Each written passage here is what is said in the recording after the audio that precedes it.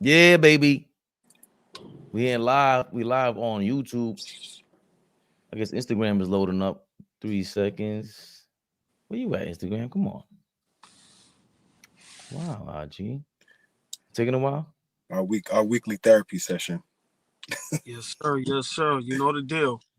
Weekly rehab session. Yeah. Yeah, man. If you're a Knicks fan, you Spoke, know we I'm need about, daily rehab. right. Spoke to my doctor. Everything is all right up until probably about 7:30 when it's game time. So, that's how it be. Heart palpitations for I'm about, two. I'm about to dead this Instagram thing. Forget it. It's getting on my nerves. Fabian perspective, expected so expected. Deja un like, comentario y suscribe. Y'all know the drill, man. We got a special guest in the building. And Flea, once again, when he does the intro, I don't know if he's talking about us. I hope he's not. But share, like, comment, subscribe. We are in the building. Knicks Rehab. Man, I dated a Knicks few Rehab. Dominicans back in the day. He's talking about us. I dated a few Dominicans back in the day. He's talking about us. Thank you, Flea. I knew it. I knew it. That's the problem with us brothers. The brown, the black and the brown got to stick together. You guys just always paranoid. Chill out. I got you.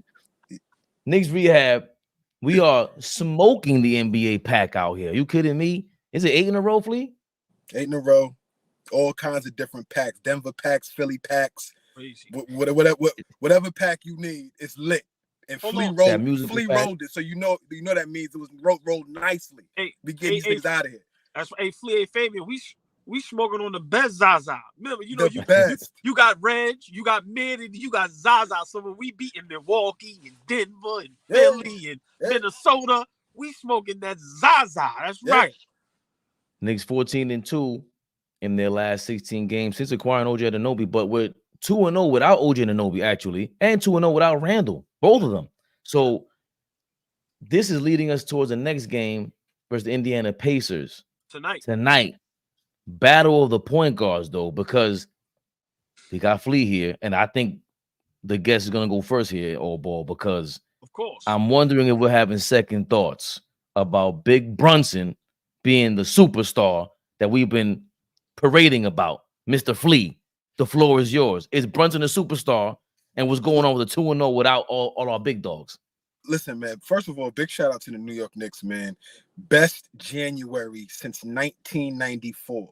Wow. That's 20 years, y'all. We've had the best January in 20 years, 14-2 for the month.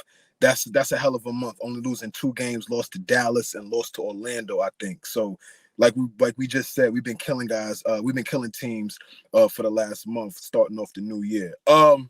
Jalen Brunson, is he a superstar? Jalen Brunson is a budding superstar. By the time the season is over, by the time we finish this playoffs, whatever we do in the playoffs,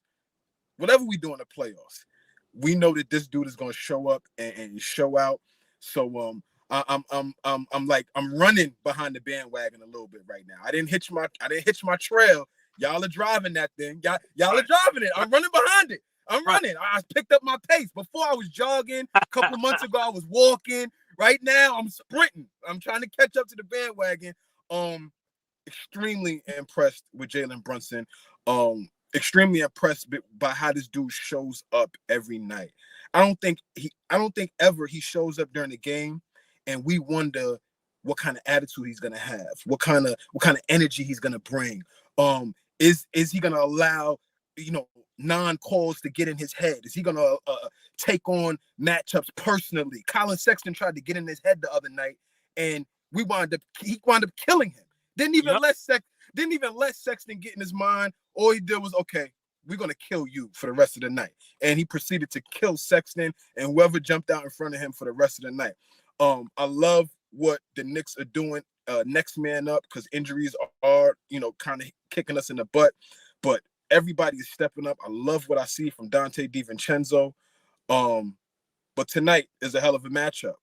I think Jalen Brunson should take this personal, just like he takes every matchup against these top point guards in the NBA personal. Takes the matchup with Dame personal. Takes the matchup with Drew Holiday personal. Takes the matchup with Steph. Every guy he steps in front of, he takes it personal. So for him to, I think all of us agree that he was snubbed on being a starter for the All-Star game that's in Indy. he's going up against a guy who is starting in the All-Star game coming up in about 2 weeks. So I think he should take this matchup personal tonight. I think he needs to go at Haliburton. Don't get into the 1v1 kind of thing, because this is a team game. But remind Haliburton, remind the rest of the league that you are NBA All-Star starter this year. So love Jalen Brunson. Really, really looking forward to the matchup tonight with the Indiana Pacers. What do you think of AllBall? Well, you know me. Just to answer your initial great take two, Flea. But Yes, just sir. to answer your initial, Brunson is a superstar. I'm not gonna go into why. I've been saying that. A lot of people definition of superstar is different. You know, I heard Gilbert Arenas and Kenyon Martin say there's only 2 superstars in the NBA. So it goes to show you a lot of us have different definitions of superstar. But tonight is a big game. Tonight is just as big game as it was against Miami, because this is a potential playoff matchup. And also there is some respectful smoke between the 2 best point guards in the Eastern Conference. One being Jalen Brunson, one being Haliburton. And I hope Jalen Brunson takes it personal. I hope Tibbs and the whole Knicks organization takes it personal that their best player, best point guard in the East, got snubbed by a guy that the NBA is trying to make a superstar. In the in-season tournament, I've heard nothing but Haliburton. Y'all 2 brothers been up on Haliburton, so I can't call y'all bandwagoners. But nobody was up on Haliburton like that besides y'all 2. Y'all put me on to him. I knew he was good, but everybody was going berserk. In-season tournament, they tried. If you notice, they're pushing him. But what does Brunson do? Like you said, Flea, great point. I watched that whole game against Utah. Sexton. From the beginning of the game, all Brunson did was smirk. Didn't say anything. And what I always say, our superstars, they don't cry. They don't beg. They just play hard. Pause. Tonight is a big game. I need Brunson with a 40-piece. I need him to really let Haliburton know I'm the big dog over here. Mm-hmm. But what I don't understand is Haliburton is getting all his love. They digress, if I'm not mistaken, from last season. We progress. We're in the 2nd seed. Our guy numbers is just as good. Yes, big shout out Haliburton with the assist. But look what Jalen Brunson is doing with minus Randall, minus OG for 2 games, minus Mitchell. And let's not talk about when we made the trade for OG, people said we were going to miss RJ Barrett and quickly. And what happens? Come on, man. DiVincenzo, Hart, Grimes, Deuce. So big game tonight. Battle of the point guards. The 2 best point guards in the East. That's no knock to Dame and Trey, Drew Holiday and those guys. But I'm going with, you know, how we do. Jalen Brunson, baby. Knicks for the win. 3-0, despite, you know, OG and Randall missing. Excuse me. Man, I'm hyped for this. Like you touched on AllBall, Flea, and myself. We always praise Haliburton. He's the first person I ever heard compare Haliburton to Steve Nash because of this season. He took that leap. And again, a lot of Knicks fans, this is why this is a big deal. It's not just battle of the point guards. We didn't draft him. We took Obi over him. Like, this is a big deal for us. This is Leon Rose saying a Leon Rose statement, big time Knicks statement. Yo, this is the guy that we set up. Let's call a spade a spade. You set everything up to go get your godson here. You said he was nice. We've been watching Haliburton from the Kings. We're like, yo, what? Are you sure? Then he goes to the Pacers last year and we go 30 straight assists, no turnovers. Like, this guy looks what? Then this year he just has this crazy leap, a crazy leap. But alongside that, Brunson's leap took place. So it's like, damn, I don't know what culture would have been better, Brunson or Haliburton in New York. But I ain't mad at this at all. I ain't thinking about that, about Shorty that I could have had. She's nice, don't get me wrong. Right. But I got one. Yeah. I got one over here. You got some fire. You got some fire. You got Come some on fire. now, like, and the whole league is worried. And they were doubting us. I told you she was bad. They were doubting us. So right. So now it's coming down to that. Yeah, he's limping into the into this game Haliburton is. Brunson is not. The team is. The fact that we won 2 without OG, Randall. Again, we're not referring to his size. We already know about what the league is about. You're dealing with David versus Goliath. That's who he is. He's a David. He's a David. He's a super David. Steph Curry, these guys. Isaiah Thomas, they're the Davids of the world. So he's gonna go. They're going against Goliath. And who do we think is better at point guard? Who would rather have at this point? You splitting hairs, man. We're splitting hairs because Haliburton, they have different styles. Brunson is a scorer. He's a typical point guard that the era opened up for, and Haliburton could probably play in any era besides him being so slim. Dog, damn, and I'm torn, bro, because you know how I feel, bro. Like I'm rooting for my guy. I can't wait for this because if he torches him, bro, this is what happens when you don't play defense. Brunson's a better defender than Haliburton. Let's get this straight. He's a better defender. You have to think about Brunson in the open floor. You have to think about Brunson in the half court. He's not Trae Young in the half court. He's not any of these guys. He thinks the game throughout the game. I don't know if Haliburton, he does, but he's weak sauce out there, bro. I know my guy. I expect him to torch Haliburton, especially if he's playing with he's linked with a groin injury. Mm-hmm. From that slip. I look bad slip. I expect Brunson to go off and really show like, bro, I think this is in his head. Nah, they got me. He knows that the smart basketball fans are thinking about this right now. All of us are thinking about this. And hopefully he sees this video. Bro, do your thing, because this is the reason why we got you and we're rooting for you. I think you asked the question within your take right now. Great take, Fabe. You asked who would you roll with, right? Who would you take if there's 2 point guards left on the baseline and you picking your point guard, who you picking? I think it's a toss up, but I think that you honestly have to lean towards Brunson, and that's not bias. That's just I've watched Jalen Brunson take over playoff series, right? I watched Jalen Brunson lose Luka Doncic in a series against Donovan Mitchell and own Donovan Mitchell for an entire series and win that series without Luka Doncic.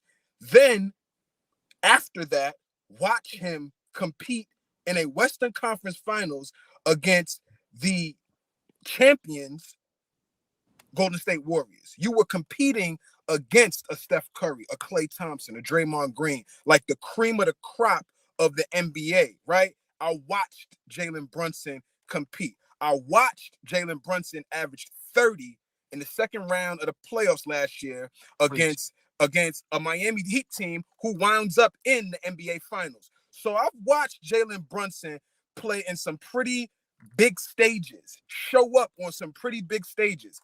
I have not seen that from Tyrese Haliburton yet. That does not take away from who he is as a basketball player, but that does bolster who Jalen Brunson is as a basketball player. So if I got to answer the question, give me Brunson every day of the week, twice on Sunday at this point.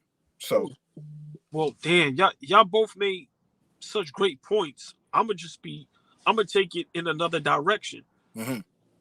This is why I like Brunson more, and that's no knock on Haliburton. Haliburton is definitely great, but Brunson has more pressure. He's playing in New York. No disrespect by Haliburton.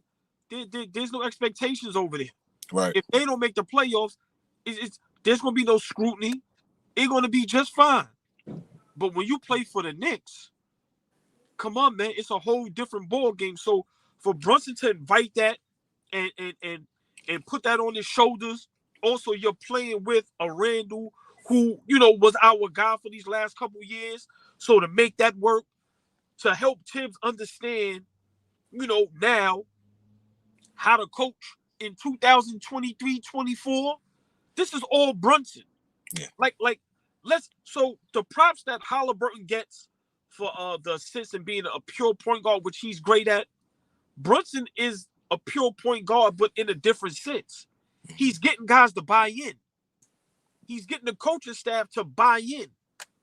And he's doing it in New York, Flea and Fade. Once again, no knock on Indiana, but if Haliburton and them don't get to the playoffs, you're not going to hear nothing about that. He's still going to be considered a superstar. They still going to go crazy over him, averaging this amount of assists and winning the end season and this and that. But let Brunson not make the playoffs. Y'all know how New Yorkers get. So for me, I'm going in that direction while I'm taking Brunson because he showed that in one of the toughest markets, one of the toughest city in the world to play with the best and toughest and craziest fans. Hey man, he's doing it with no problem. So for me, Brunson for president, baby, best point guard in the East. And I know we still got the Currys and I know SGA and those guys, but I'm gonna tell you this: he can ball with them guys. That's all I'm saying. They may have a table. He can sit at that table. I'm not saying he's gonna sit next to Curry and SGA, but he's at that table now. I'm sorry. Move over Dame. Move over Trae Young. Move over Drew Holiday. Move over De'Aaron Fox. All great players. Brunson is sitting at that table, bro. No question. So yeah, Knicks for life. I'm gonna jump out. I really appreciate my brothers for having me up on Knicks Rehab. You know, I'm a diehard Knicks fan, like y'all two brothers. I'm gonna leave with this real quick. I've never seen a guy come into New York City. We've been Knicks fans all our lives. Y'all are in y'all early to mid 40s. I'm in my late 30s. We have been Knicks fans for 25 plus years, right? Yeah. I've never seen a guy come into New York City with the amount of pressure that it just comes with. Just coming to New York. Forget the fact that the GM and president of basketball operations is your godfather. Forget that your father is on the coaching staff. Forget all of that extra stuff. Forget that, the scrutiny about should Dallas have paid you, should they have not have paid you, all that kind of stuff. Forget that.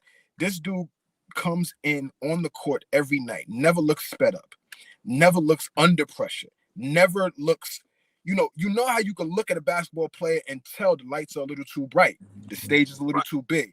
I don't care where we are, what we doing, in the Garden, on the road, playoffs, non-playoff.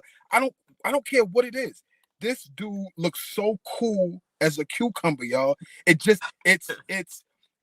know what I'm saying? It's refreshing to see a guy. I love Patrick Ewing. Patrick was sweating every time I saw this nigga. He was sweating bullets. Great player. But you could tell after years that pressure started to weigh on Patrick Ewing.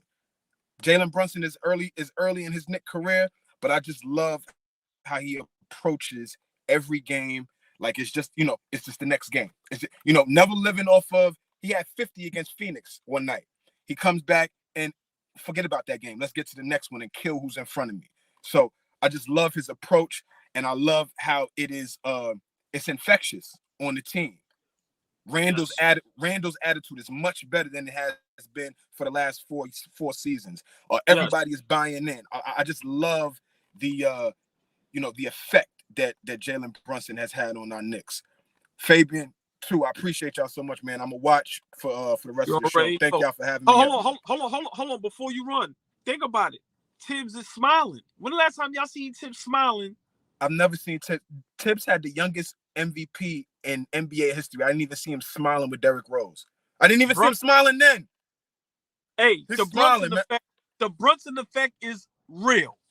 Julius Randle stopped crying. It's crazy. Fabian, go ahead, man. It's crazy. No, Fleet, 20 seconds before you hop off, because the thought that you had was exactly what I was thinking this week, trying to compare Brunson's arrival and the Brunson effect to somebody. And the only person I can think of in recent New York history, is Derek Jeter. Like for him to hold down New York, and they follow the captain like that, and it's like, Sprewell had a big splash. Carmelo had a chance to be that guy. That's what I was about to say. This remind me of when Sprewell came, the city went crazy. So go ahead. I'm sorry, but I was definitely thinking Sprewell. But I think this is different because Sprewell's arrival was like, we knew he was a star already. Brunson, we knew he was good, but then it's just like he kept earning our respect. And Sprewell did too, but eventually it kind of like simmered down. And I don't know if he was the leader. Like they didn't. But there was a black cloud over Spree because of the PJ Carlissimo shit. So when he came over, there was an unknown about, well, what is Spree gonna bring us? Right. What is Spree bringing?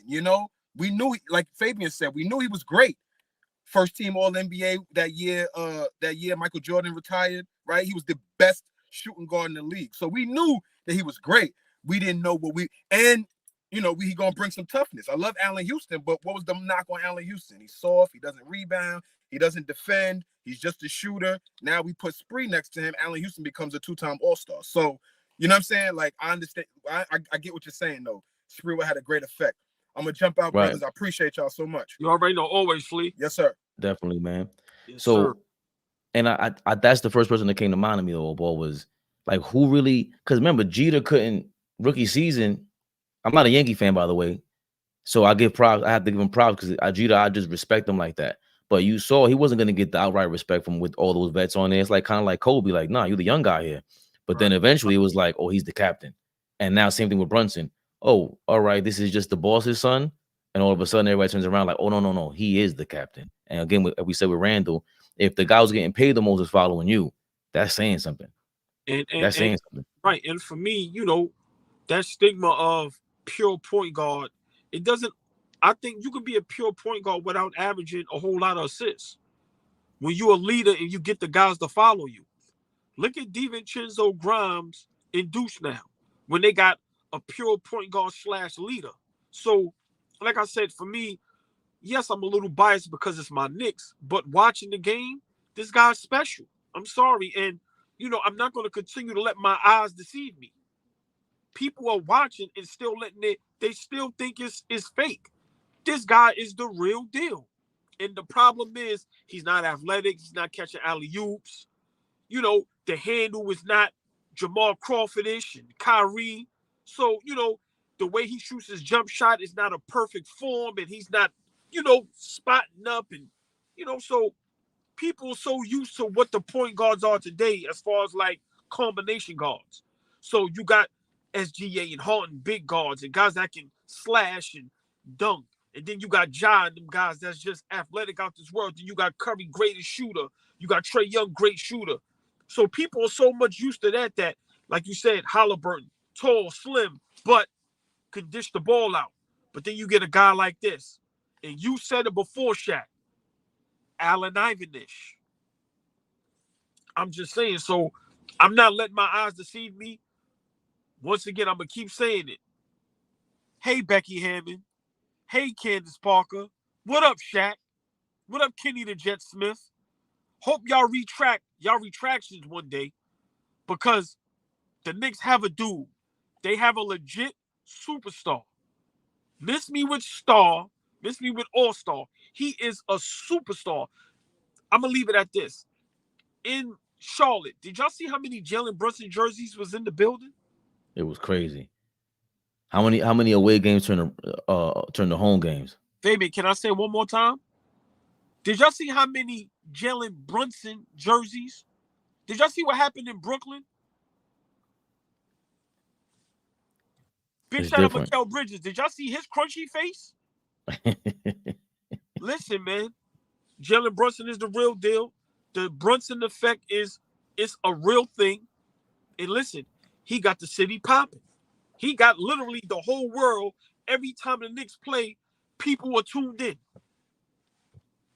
That's a fact. He's getting it there. Now you see the media members, they're starting to come around now. And just what JB is different. I was gonna say when Flea brought up the Haliburton thing, because now Dom is in here. AllBall, you're wrong. What up, Dom? Oh man, they haven't been proven wrong. Yeah, love. You haven't proven anything.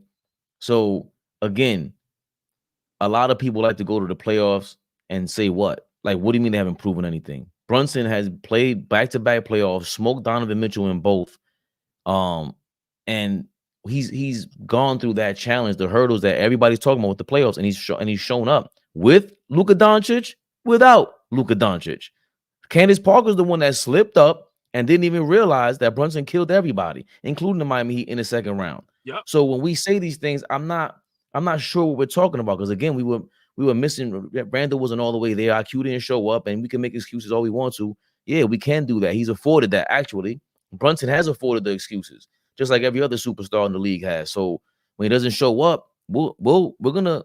I don't like the fact that he dribbles away as many times as he does. But since they got OG Anunoby, he's been, to your point, being way more of a point guard, passing that ball around. Yeah, 4 assists in the first quarter against the Jazz. Yeah, Utah, it was crazy what he was doing. You see those passes? Yeah. And now, if anybody wants to watch, any Knicks fan right now, super Knicks fan, if you really want to go back and watch games, go watch the Portland game. I know the Trailblazers stink, but guess who lost to them last night? The second place Bucks. Second place Bucks. And speaking of which, one game behind second place after Mr. Flea, who was just here. Say that again, please. I couldn't hear. Let me get the say it again. We what? Gladly. One game behind second place in the Eastern Conference officially, behind the Milwaukee Bucks, after they just lost by 3 points to the lowly Portland Trailblazers and the same team that we smoked. Go back and watch. Go back and watch that Knicks versus Portland game, everybody, when they was feeding OG Anunoby the ball, get going. Watch how we pass the ball. That's the best version of us right now versus the Portland Trailblazers. I know it's the Blazers, but that's what I think is the best version of it. Hopefully we see more of that. What are your thoughts, though, now? Because we were on it. We were seeing it. Now it's happening, AllBall. Second place is on the way. What are you thinking right now? Well, to be honest, I seen this. In the beginning of the season, I definitely said we was going to make the 4th seed. Hopefully we could find that so people don't think I'm BSing. Because, of course, in the beginning of the season, when you see the firepower of, Boston, Milwaukee, Philly. But you got to remember, we always say on this platform, we're not scared of Boston. Remember, last season, we wanted Boston in the first round. Me and you were saying, yeah, let's go. Joel Embiid is never healthy for a full season, and he flames out in the playoffs, so I never was threatened by the Philadelphia 76ers. And now that Milwaukee got Doc Rivers, I'm taking us even more. Yeah, because they got the worst coach in NBA history. That's a fact. So for me, I seen this. I'm not surprised. A lot of superstars is very unhappy. Giannis is looking very unhappy. When a lot of these guys are unhappy, they don't play great. So for me, I'm not surprised. I'm happy. Did I see us being the 2nd seed? No, but did I see us being the 3rd seed? Yes. But listen, man, it goes to show you when you play hard, when you play tough, pause, when you believe in your leader, when you have a superstar, and now when you have a coach that the team buys into, sky's the limit. A lot of these guys now are dependent on the names on their back. I'm sorry to say, it's just the truth. Look what Kevin Durant did last night to Thomas when he told him he mini and all that. Bro, just about 2-3 weeks ago, y'all was dirt. So a lot of these guys are still relying on the names on their back, pause, and they not putting in that work. The Knicks, we play harder than everybody every night. So for me, I'm not surprised. I love it. And we officially a threat. I'm going to say it again. We are officially a threat in Dom, our full sportsman brother. I laugh when people say Brunson ain't did nothing yet. So what he did in Dallas don't mean nothing. Then you come to the Knicks and you're consistent and you do it again. You get to the 2nd round with a team that nobody thought would get out the 1st round. Nobody thought we would be a 4th, 5th seed. Then this year, he got snubbed. He should have been an all-star starter. He wasn't even an all-star last year. So he's going to be an all-star. He's averaging better numbers from last year. We're in a higher seed than last year. We beat teams that nobody thought we could beat that we couldn't beat last year. And y'all still don't believe? 2nd seed, we on the way. And I'm going to say this before I let you go. Basketball world. Why y'all don't give my Knicks the same excuse I give every other team? Y'all forget we're missing OG, we're missing Mitchell, and we're missing Randall. So whenever we lose one game, y'all going to kill us, right? But if the Lakers lose and LeBron don't play, oh, they didn't have LeBron. If another team play, they don't have. Look at what y'all say about Haliburton. Oh, the injury. Oh, this. No. So for me, like I said, man, it's a new day. The Knicks are the real deal. And people just need to understand. This is not the Knicks from 5, 10, 15, 20 years ago. It's a new day. Brunson effect. Yeah. Hashtag that. the Brunson effect is real?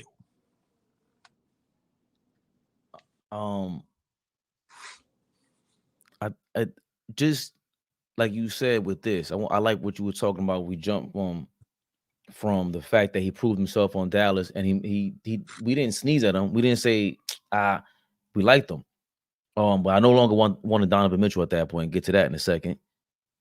And Jason Tatum has afforded every single excuse in the world. It's starting to come around now where he's not clutching anymore. Dime all of a sudden finally sees it. Until that player, he don't even want the smoke. These guys are saying it themselves. They don't even want the leadership problems. I'm sorry, but go ahead. So no, exactly. They were butting heads, Jalen Brown and Jason Tatum, because they're pussyfooting around. One of you guys got to take the bull by the horns. Jalen Brunson has done that, and he has afforded the fact that we know in crunch time it's going to be hard for him because he's smaller. We know his deficiencies already, so we do need a guy to spell more one-on-one situations for him, especially in crunch time. More shooters out there for him, especially in crunch time. So it'll make the game easier for him. And against we beat Denver handedly. The 76ers handedly. There's too many. We just beat the Jazz handedly. They went from back-to-back losses. We smoked them. So my thing is, how come another measuring stick for a great team is how do you handle the bad teams? See, at first we were like 28, was it 19-0 against teams under 500, and that was like, okay, it was cool because we were 9-17 or something like that, 9-15 against the teams above 500. Right. So that means against good teams we weren't playing well. But now with OG, that seesaw changes because we smoked the best teams in our conference. We're waiting for Boston February 24th. So how come that's not talked about? Like, and we didn't have our best players, to your point. I keep forgetting about Mitchell Robinson. Come on, man. Yeah, that's what I'm saying. But hold on, let me ask you a question. Who, not because I'm your brother, not because we diehard Knicks fans, who was the first one that said Jalen Brunson should be in the MVP conversation? Was it you? Was it us? No, say it again. You? Right? Stay there. Right? Let's make it legit. I'm going to ask you because you're a very smart, intelligent brother. Excuse me. If we get that second seed, should he be automatically put that MVP race? He has to be. He has to be. He has to be. Like, SGA is now in second in MVP voting because Embiid is out. He dropped. I have to pull those numbers up. He dropped. First is Jokic. Who's at number one? Joker? Joker's number one. SGA is number two. But now we need them because SGA is getting the media votes. But we're the media now. We're the ones that have to start putting Brunson MVP consideration. Like Embiid and Haliburton crying about, they can't play 65 games, so we're going to lose out on accolades and $50 million. Tough luck, bro. Listen, the best ability is availability, they say, right? Brunson's available. He plays. He missed 2 games. He came back. His calf was messed up or whatever it was. He's without some of his best players, and he's out there. MVP consideration. He's in the top 10 minimum right now. No. There's no way he's not a top 5 candidate right now. Exactly. That's all I'm going to say. That top 10, throw that out the window. He's top 5, and he shouldn't be 5. He should be 3rd or 4th. Can I just please explain? What is the criteria? Because this is what I'm trying to fathom. Beginning of the season, people laugh at our Knicks. When real Knicks fans that watch the game, that know the game, is going, we're a 4th seed. And then you have people that hate the Knicks so much that go, we're not even making the playoffs, right? These are the rumblings. Because when you name all the top teams, people put, remember, Boston, Philly, Miami. People got Brooklyn better than us. Cleveland, Philadelphia. So that's 5-6 teams right there, right? Well, I didn't even name Atlanta. And then you see how Orlando Magic just jumped and shot out of nowhere. So a lot of people didn't even have us in the playoffs. We go from that to 1 game behind the 2 seed, Brunson being an all-star, and he got to be all-NBA, whether it's 1st, 2nd, or 3rd. How was that not MVP candidate with the roster you have, which I love our roster. I'm just saying, compared to other rosters where it's 2, 3, 4 superstars on there. Bruh, are you kidding me? What, like, so for me, if Giannis averages 40, but he has Damian Lillard, Chris Middleton there with him, why do you get MVP votes more than a player that don't have nowhere near that caliber? Like, so for me, it's bias and it's hate on the Knicks. Jalen Brunson, for me, should be, wow, I'm going to put him 3rd or 4th. For me, you got Embiid, Joker. It can flip-flop however y'all want to do it. Then I would probably put SGA. And then right under, I'm going Brunson. And then I might put Ant-Man in there because of the record. I'm not putting Giannis in there. I'm just not doing it. Sorry. Ant-Man. Damn, Ant-Man got to get a lot of consideration. Yeah. Being the leader of that team, leaping from the AC. What was it? Was they a playing team? Yeah, exactly. That's my point. Hold on, Fabian. I don't mean to cut you off. Listen to what I'm saying. Y'all telling me, and like I said, this is Knicks Rehab, and this is all the Brunson effect. Y'all telling me a team like a Minnesota from last year playing, or 8 seed, whatever, next season jumps to the 1 seed. And let's say he's averaging 25, 26, 27. But then you may have another player averaging 31, 32, 33. But they didn't make no progress.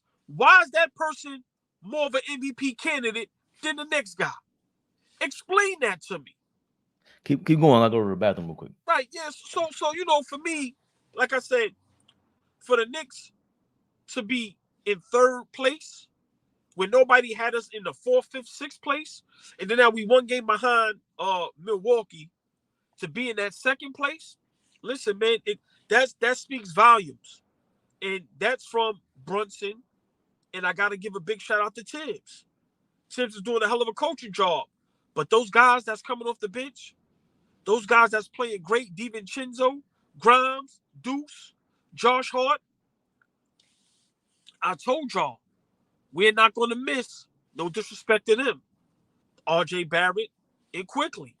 Listen, man, them first 2 games with Toronto, everybody went crazy. Where's the noise at now? All the noise is on our side. So for me, listen, man, y'all got to start respecting the Knicks. I'm sorry. We are the real deal. And for us to be 1 game out of 2nd place, are you kidding me? Listen, man, what do y'all got to say now? That's my only thing. It's the same excuse day after day after day. What's the excuse for us being 1 game out of 2nd place? And I think the reason why I brought up Ant-Man, and you say he went from the 8th to the number 1, that he's in the top 5 consideration for MVP. Well, if that's the leap that we're talking about, yeah, the Knicks were a 5th seed last year, but it still wasn't expected for him to be an MVP. This is another leap for Brunson. So that has to be considered when we're talking about MVP. Before the season started, Ant-Man jumped up for MVP odds. Brunson didn't jump up like that. So we expected Ant-Man to be an MVP candidate. We did not expect, all of us, Knicks, we had him as our MVP, but we knew realistically compared to the top 5, top 10 guys, even Haliburton's in the conversation now, but we're talking about a number 2 seed. Well, I mean, Minnesota and OKC is surprising. Oh, I don't know what you just trying to sneak. Haliburton is in what conversation? He's top 10 MVP conversation. How? He turned that team around. They're like, he doesn't have an All-NBA guy next to him. No, Siakam is almost there, but hold on. What seeding are they? I don't even know. I'm just saying the guys that are we're giving them credit for MVP odds, MVP consideration. But if you're giving Haliburton that credit, you got to give Brunson more because he's missing his guys and he's leading them. So Ant-Man, okay, put him next to Ant-Man. SGA, we get it. He's leading the league in scoring damn near, total points. Because Embiid leads with points per game. But even Embiid, okay, you scored 70, but is he does leadership matter? Does Joker, is he a real leader off the court? Like Brunson is leading the team. This is Isaiah Thomas like. Steph Curry's not like that, but who else? Like who else is in this conversation that's a leader of the team? This is Allen Iverson, like that MVP year in Philadelphia, how that city just was behind him. Listen, man, the way New York City is behind Brunson right now, I've never seen this before. Listen, I've been a Knicks fan my whole life. When we got Patrick Ewing, oh man, we was happy. But this might be, I wasn't alive, like I said, to see Clyde and them guys, so I can't compare nothing to that. And I know those were great times. But what I'm saying, the happiest Knicks fans have ever been, this might be the second after Patrick Ewing. Like you gotta really think about it. It's a buzz in the air with this guy Brunson. We really are championship contention with Jalen Brunson. We are really a third seed. When the last time we was a third seed? Are you kidding? Listen, so when Charles Barkley said what he said, you see how when you break it down, this might be the greatest free agent signing of all time. The only reason why people don't like it or respect it or think it's crazy, because it's the Knicks. Because we were so much of a joke organization for so many years that people can't fathom, yo, they the real deal. Bruh, we have an Allen Iverson on the New York Knicks. A legit MVP candidate, a legit top 10 player in the NBA, a legit best point guard in the NBA. Yeah, I'm going there. I'm sorry. I'm going there. So that's a perfect transition for me with, do you think part of the reason why people are in denial, that's what I think it is. If we interpret it as hate, it might be. But are they in denial because we don't have someone like a Jimmy Butler type on the team who, now people want to call us crazy. They're going to say we listen to rumors and we just trying to throw something to the wall, may see if it sticks or not. But Jimmy Butler is rumored to be having the highest odds to go to the Knicks. If he is available for a trade from the Miami Heat, Jimmy Butler is rumored to be going to the Knicks as the favorite, according to Bovada official. That sounds like some offshore account that I want nothing to do with. But with the Knicks, we're going to hang on to this one. What do you think if we get Jimmy Butler, people change their tune? Because that's the two-guard guy that we're kind of missing also. If we get Jimmy Butler, we will be title favorites. I'm gonna say it again. If the New York Knicks get Jimmy Butler, we will be title favorites. Let me explain why. We need a big two guard. And how many times we came up here and heard rumors and rumblings how we would be so much better if we got a Zach LaVine. What's this guy that played next to him? DeRozan. DeMar DeRozan. Imagine if we get Jimmy Buckets, playoff Jimmy. Are you kidding me? The dog, the fight. That's just what New York is. Jimmy Butler is New York. That style of play, listen, man. If we get Jimmy Butler, we are title favorites. Big shout out Charles Barkley. I'm gonna take your saying. Guarantee. If we get Jimmy Butler, we are in the finals, and it will be New York against LA. And I'm talking about the Clippers. Yes, we need to go get Jimmy Butler. And I'm gonna tell you why it makes sense. We have a whole lot of draft picks. If we give a majority of those, and in the year 2 we win a championship, it's worth it. Once again, I don't see the next LeBron, Wemby in the next 2-3 years. A lot of these young guys is tough, great, but I don't see nobody that's gonna come to an organization and turn it around. As great as Wemby is, he ain't turning around the San Antonio Spurs. So for me, listen, man, yeah, we need to try to go get Jimmy Butler. Big shout out Kendrick Perkins. Because what he said makes sense. People think he's crazy. No, it ran its course. Y'all not going to have that magical run this year. Too many teams are better. The Knicks, Dame in Milwaukee, Drew Holiday, Porzingis in Boston. If Embiid can stay healthy, we see the leap he took. So I think if Miami is smart, they can get some young players. They can get a lot of draft picks for Jimmy Butler because they still solid without Jimmy. They got that culture. They got that great coach. So, yes, I will love Jimmy Butler on the Knicks. We will be title favorites, not contenders, title favorites with Jimmy Butler. Well, I totally agree. Would you trade the 4 first-round draft picks that was thrown out there, rumored to be from Mikal Bridges? Seems like a lot. And it made sense for people that say, I think it was 5 first-round draft picks for Mikal Bridges because the Memphis Grizzlies offered the Phoenix Suns 4 first-round draft picks. And before he went to the Nets, would we offer the Miami Heat 4 first-round draft picks? And if not, like, what are we willing to risk? So, okay, if you're asking me which player I would want, if it's the same price, I would rather Mikal Bridges because I think he's young. Well, he's younger, and we would have a better shot at re-signing him. Like, I wouldn't mind Mikal Bridges with us for the next 5 years. I wouldn't want Jimmy Butler for the next 5 years. So, who I'd rather? Mikal Bridges. But if we could get Jimmy Butler, without that high price for Mikal, yes, I'm doing it.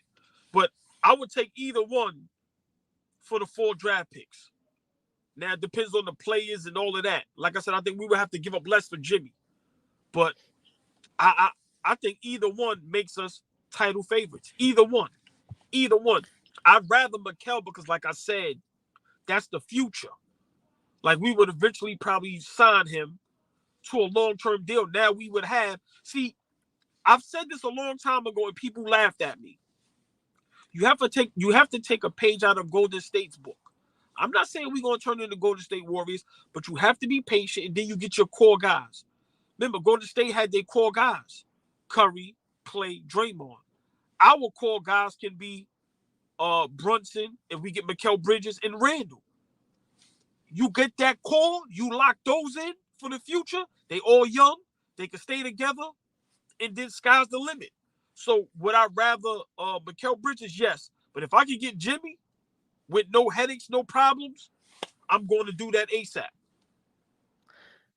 Please says Mikal is crying for Leon Rose to bring him across the bridge. Exactly. I'm telling you. I mean, I might be too, because remember, you got your whole, college teammates over there. They're all close friends. They still joke around with each other. They seem like a bunch of I hate to put it this way, but it is what it is. They're professional and they ain't nothing street about these guys. I love it. I don't want them to be anywhere near fake John Morant. None of that. Be yourself. I love it. But Fabian, you know what else it is? The Knicks. We're building a winning culture. You know how everybody say Miami got their culture, Golden State. Knicks now have a culture. And you have players that's looking at that going, I want to go over there. That shit looks fun. They winning. Look at the crowd. Look at the support they get. So for me, I don't care if Mikal Bridges played with them in Villanova or not. Guys is looking like, holy smoke. They got a coach over there now.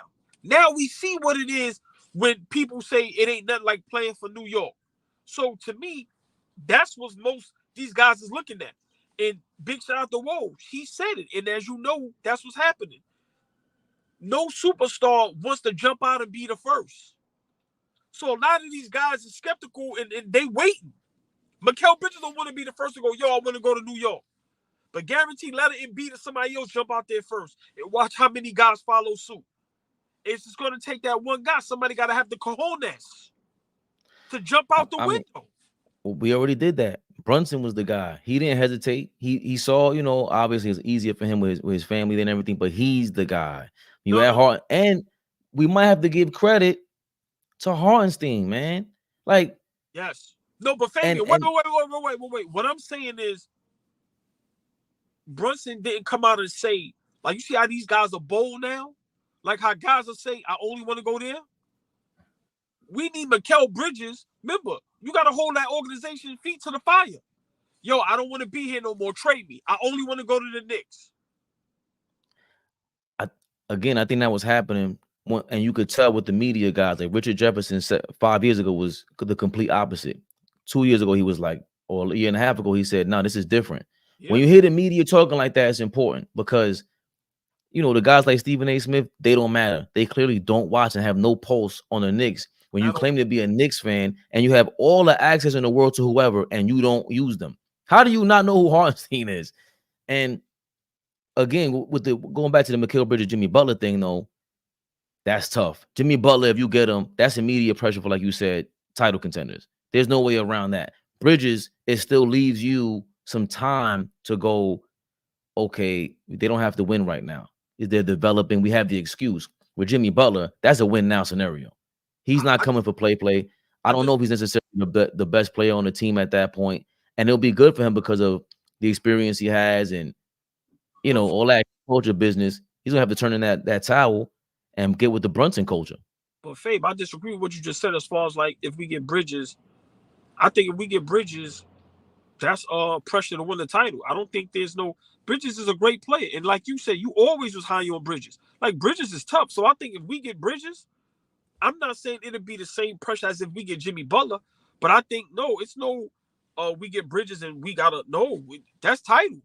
That's title. That's a I'm not talking about us. We're gonna put pressure on them regardless because you got Bridges. It's like, all right, you got Bridges and OG Anunoby, but the rest, remember, they're still underestimating Brunson. Yeah. So imagine if you get Mikal Bridges. None of these guys, Brunson, Mikal Bridges, were thought to be a top 10 player, top 20 player. Mikal Bridges was drafted by the Philadelphia 76ers and traded just like Drew Holiday. So they didn't think this highly of him. So now with him, it's like, nah, we don't have you. Remember, he was the point of attack for the Phoenix Suns, and he started running plays for him, which is amazing. Yeah. So now on the Nets, we see you ain't necessarily a number one, and the way Ant-Man disrespected you, you know, you ain't no number one. But you come to this team. And just real quick, I love the smoke between Ant-Man and SGA. I love it. I love Ant-Man calling it out. I love it. Also on the low, Wemby and Chet Holmgren. We want to see that. We want to see people just throwing bowls and getting it going. But again, I think Mikal Bridges, I think it'll spark the whole championship thing, but expectation. But Jimmy Butler, if you imagine the trade that had there's a headline for a Jimmy Butler trade. Everybody's saying, "Oh, that's a championship." That's gonna be crazy. Yeah, that headline is just different. So, you know, Jimmy Butler with 4 first-round draft picks is tough because that means we got to win now. He's in his mid-30s already, so you have to win now. And with Bridges, it gives us another 8 years to contend for the championship. So I'd rather go with that. I'll throw in another draft pick if it costs us that much. Right. So that's my problem sometimes with the Knicks a little bit because I don't have no problems with them right now. Go get Bridges then. Go get him. Go get him. Give up them draft picks. Go get him. We have a 2-3 year window, bruh. We ain't got no 5-10 year window. We got a 5-10 year window to be, you know, relevant, consistent, and be good. But right now, wait. If you think, hold on. If you think it's 2 or 3 years, you got to go for Jimmy. No, right. But that's what I'm saying is, but in my beginning statement, go get either one. I don't care which one you get. I'm saying go get them. Either one, we're going to win right now. We got to go get one of them, though. Bridges, we got a 7-8 year window, 5-year window. Jimmy, we can win in 2-3 years. Either one, we can win 2-3 years. I'm saying our window to win a championship right now, we've never been this close. I'm saying you have to take full advantage. You have to take full advantage. Get it done. Get it done. This is the first time in I don't know how long we have the assets, we have the draft picks, we have the players to where we can make a move to put ourselves in title contention. Make the move. And we have guys that want to play here. You can't tell me Bridges wouldn't want to be in that blue and orange with his guys. Are you kidding me? Are you kidding me? Brunson at the 1, Bridges at the 2, OG at the 3, Randall at the 4, Hartenstein and Mitchell at the 5. We still got, come on, DiVincenzo, probably Hartenstein or Mitch coming off the bench. Are you kidding me? Grimes, come on, bro, get it done. I want to be a fly on the wall when I hear Leon Rose, the godfather of La Familia. I want to hear what he's talking about with these kids when he's pitching them. Do you understand what New York is? Remember, he's from Jersey. You understand what New York is? If we win here, you guys don't get it. Like, they still talk about Clyde Frazier. You see that guy on the radio right there, Clyde Frazier? They still talk about him. Again, I wish I was there to tell him that big ear Joe Namath. We still talk. That guy was in the 60s. You don't know. We none of us watched that game with Joe Namath. We just know he guaranteed something and they won. Bro, look how we still talk about the Giants with Phil Simms and LT. And with Jeff Hostetler was. Come on, bro. No, for real. But let me ask you a question. Who's a better fit, Bridges or Jimmy Butler?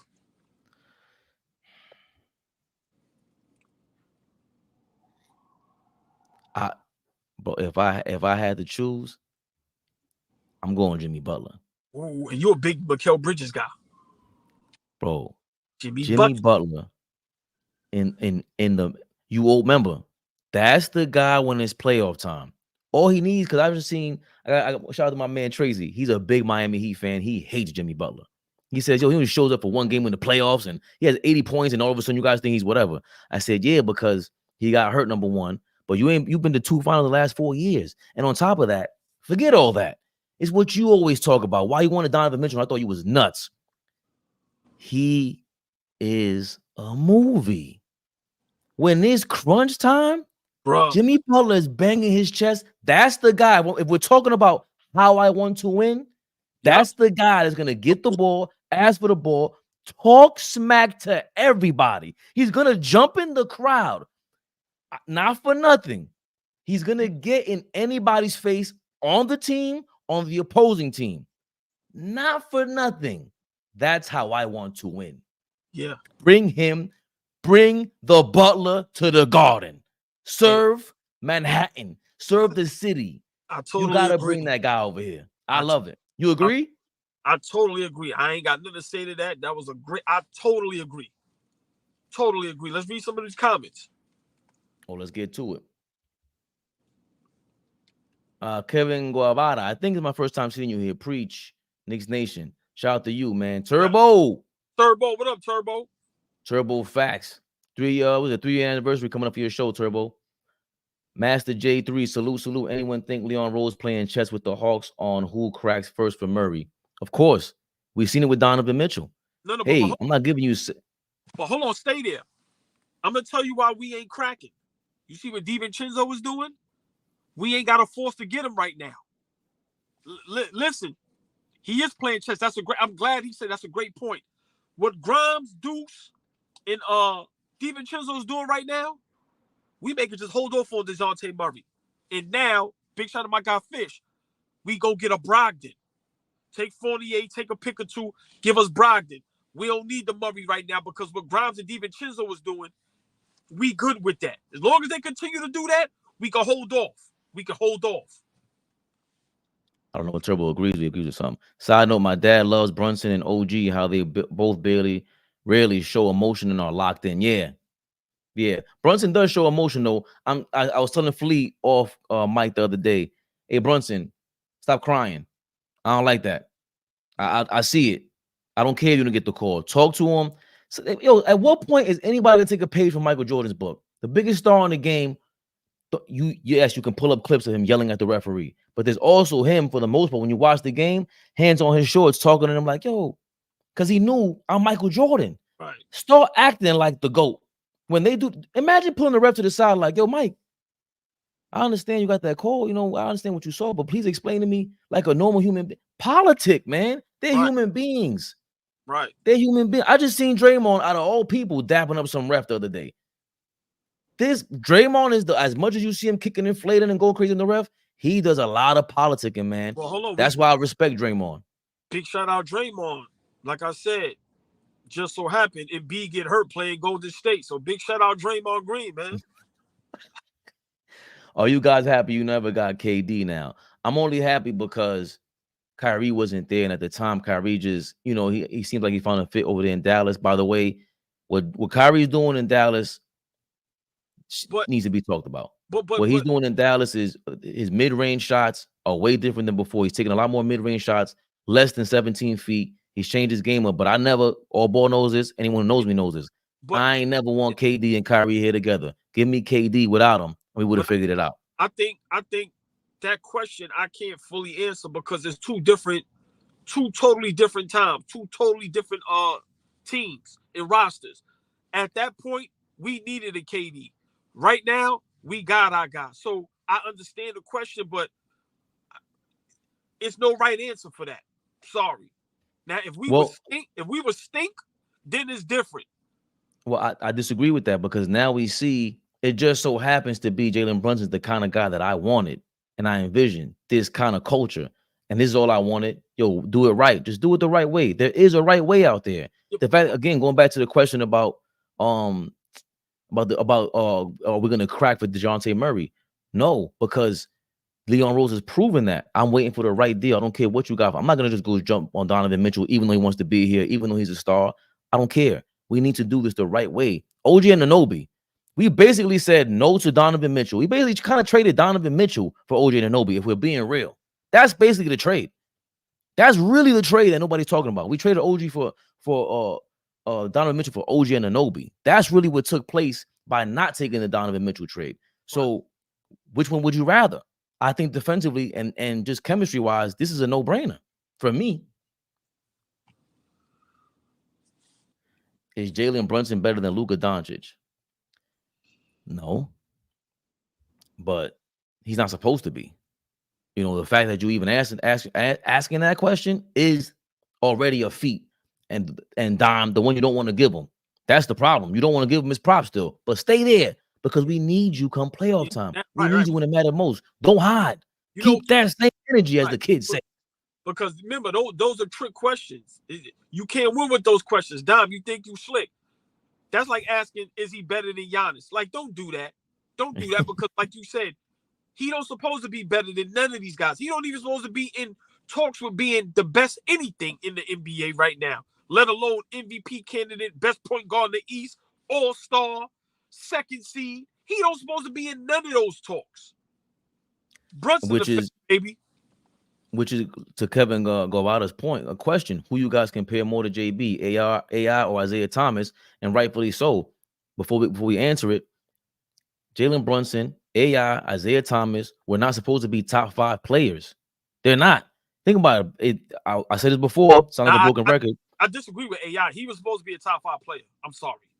But bro, you got Shaq, Mike at the time. You got KG. You got Karl Malone still. There's a bunch of players I could name. I'm not saying Kobe at the time. Maybe by year 2 they were going to project that. But there was a bunch of players back then that they had ahead of AI is all I'm saying. He's not supposed to be top 5 at that point. I mean, he is a number 1 pick, don't get me wrong. So maybe I got that wrong a little bit. And again, that makes Jalen Brunson more of an underdog. But compared to the field, you got Isaiah Thomas is not supposed to be top 5 in 1988. He ain't supposed to be the guy that you pick over 90% of the going by what you guys are saying. He's little. This could never happen. Of course not, but he did it. So JB's in this category, and I got JB more. I want to say more Isaiah Thomas, Kevin. More Isaiah than AI. I'm not gonna argue that. Who you got? No, okay. I mean, just real quick. I think I'm gonna go more AI because I think the team is the Knicks is more built like that 76ers than how that Detroit Pistons was built. So I may just give AI the edge as far as Brunson being compared to AI. But just to say this before you finish the comments, either one of those guys he compared to is great. So it's a win-win no matter what. Yep. Talking about 2 players that live, larger than life. They overachievers. That's the word that AllBall is big on. What? He's a what? Are they overachievers? Isaiah, AI, to an extent, Jalen Brunson. Are they overachievers? No, stay there. I'm not going to agree with you and say AI and Isaiah Thomas are overachievers because AI was a number 1 pick, and what he did in Georgetown was legendary, and we know who Isaiah Thomas was in Chicago in high school. So I'm not going to say they're overachievers. No, I can't agree with that. Those guys are who they are. They are who they were even since high school. Allen Iverson being so athletic, playing football and basketball. So no, those guys was destined to be great. I'm sorry. Brunson is the definition of, hey man, you follow your dreams, you work hard. They show that clip of him and his father when he was young, teaching his son how to play the game and just having to work hard. Brunson is the definition of, hey man, you want something, you got to work hard at it. Kobe Bryant coming out of high school. He wasn't great his first year, so with the Lakers, he struggled. But what he did in the gym, work hard. You hear the stories from Gilbert to everybody. I be in the gym, meet me 4 a.m. I ain't going to the club. I'm going to the gym. So for me, hey man, Brunson, he's on that path. Yeah, I'm saying it. He's on that path.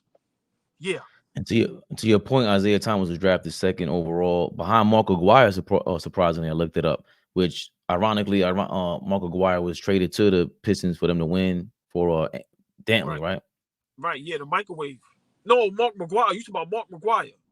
Mark Aguirre, yeah. Aguirre. Yeah. Yeah, he was traded for Dantley, I think, because Dantley and Isaiah don't like each other. That's hilarious. If Brunson was in LA doing this, people will go crazy. But next to LeBron, yes, you know that. Brunson all the way. What's up, Tate? I'm saying he hasn't proven Becky wrong. You haven't won a ring, bro. I'm not even responding to that. I'm not responding. You're right. Candace was wrong. So if Candace was wrong, Brunson has temporarily have improved tremendously as a passer since the trade. Is that a surprise?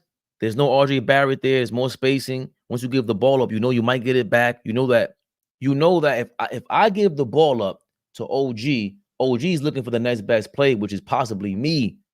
With RJ, he's looking for his shot. No disrespect to him. He's a scorer. That's what he does. I ain't mad at him, but this is different.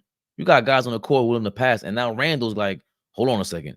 I'm the second best player here. Let me get up to the first option. So everybody got to chip in. Big shout out RJ and all y'all RJ fans. That hype lasted 2 days. We still rolling. Hey, Dom, hold on. Wasn't Dom one of those guys big on the RJ thing? No. After this season, he was done with him. Like when the season started, and then of course he didn't give me credit, but it's cool, Dom. Okay. Like I said, Brunson the RJ Barrett thing lasted 2 days. This thing here lasted all season. I'm sorry, Fabian. Go ahead. Brunson getting 30 tonight, easy. Is this really Charles Barkley? What's going on, Chuck? Totally agree, Turbo. I was wrong. That's right, Flea. What a man you are. A bigger man you are today, Mr. Flea. People won't believe the Knicks are for real until we either make the Eastern Conference Finals or the NBA Finals, which is great. It's cool. I understand it. But at the same time, this is why we watch the game. We dissect the game. And when they say we don't know what we're talking about, we go back and reference these moments. But see, that's great comment, but it's also sad because the Knicks will never get a fair shake. If we lose in the second round, in a competitive second round to a Miami, a Boston, a Milwaukee, people are going to act like that's a bad season. So if you notice, the Knicks, we're never going to get a fair shake no matter what. If we get to the conference finals and lose, people are going to say, well, y'all ain't going to chip. Listen, people are not going to believe us until we win a championship. That's why I say it. We got to go for it. All this other shit is irrelevant. Only real Knicks fans respect the progress, respect the grind. Everybody else, they're going to say the same thing. Oh, they ain't win a championship. So we got to win that chip. That's when they're going to respect us. A healthy KP will create for us with that Boston team. But I agree, too. We match up well with everyone in the Eastern Conference. That's what I wanted to say, too, that you guys totally forgot about. I was nervous with the Boston Celtics, not when the season started, but once we played them and I go, oh, we have no chance. This is different than last season. They really improved because KP and Drew Holiday present a matchup problem for Jalen Brunson. KP's now a matchup problem as a stretch 4 with RJ out there. But now with RJ gone and OG there, and we got a guy that can lock up or bother Tatum like that to match up with your best defender on our best offensive player, that changes everything. That changes everything. And I like our chances with Hartenstein on Porzingis. I'm not saying Porzingis not going to get off, but Hartenstein is going to take the challenge. So I like our chances with everybody. I'm being honest with you. Like, as long as, and I'm going to say this, as long as we get healthy, everybody else start declining. Look at Philly. Like I said, Doc Rivers, to me, that's just as bad as getting an injury. They said Doc Rivers is an injury to the Milwaukee Bucks. That's like Giannis being injured. So listen, man, we getting healthy while everybody else is getting worse. And what happens in all sports? You need a little luck. So, like I said, hopefully, season, everybody healthy, and we roll. Here's another headline nobody's talking about, possibly. That Doc Rivers stock, but the Tom Thibodeau stock. Come on, who was more responsible for that championship for the Boston Celtics? Well, it's not a secret. It was the defense. Everybody know that. Like, everybody knows that. At that time, they was one of the greatest defensive teams you've ever seen. And everybody know who was the mastermind behind that. It was Tibbs.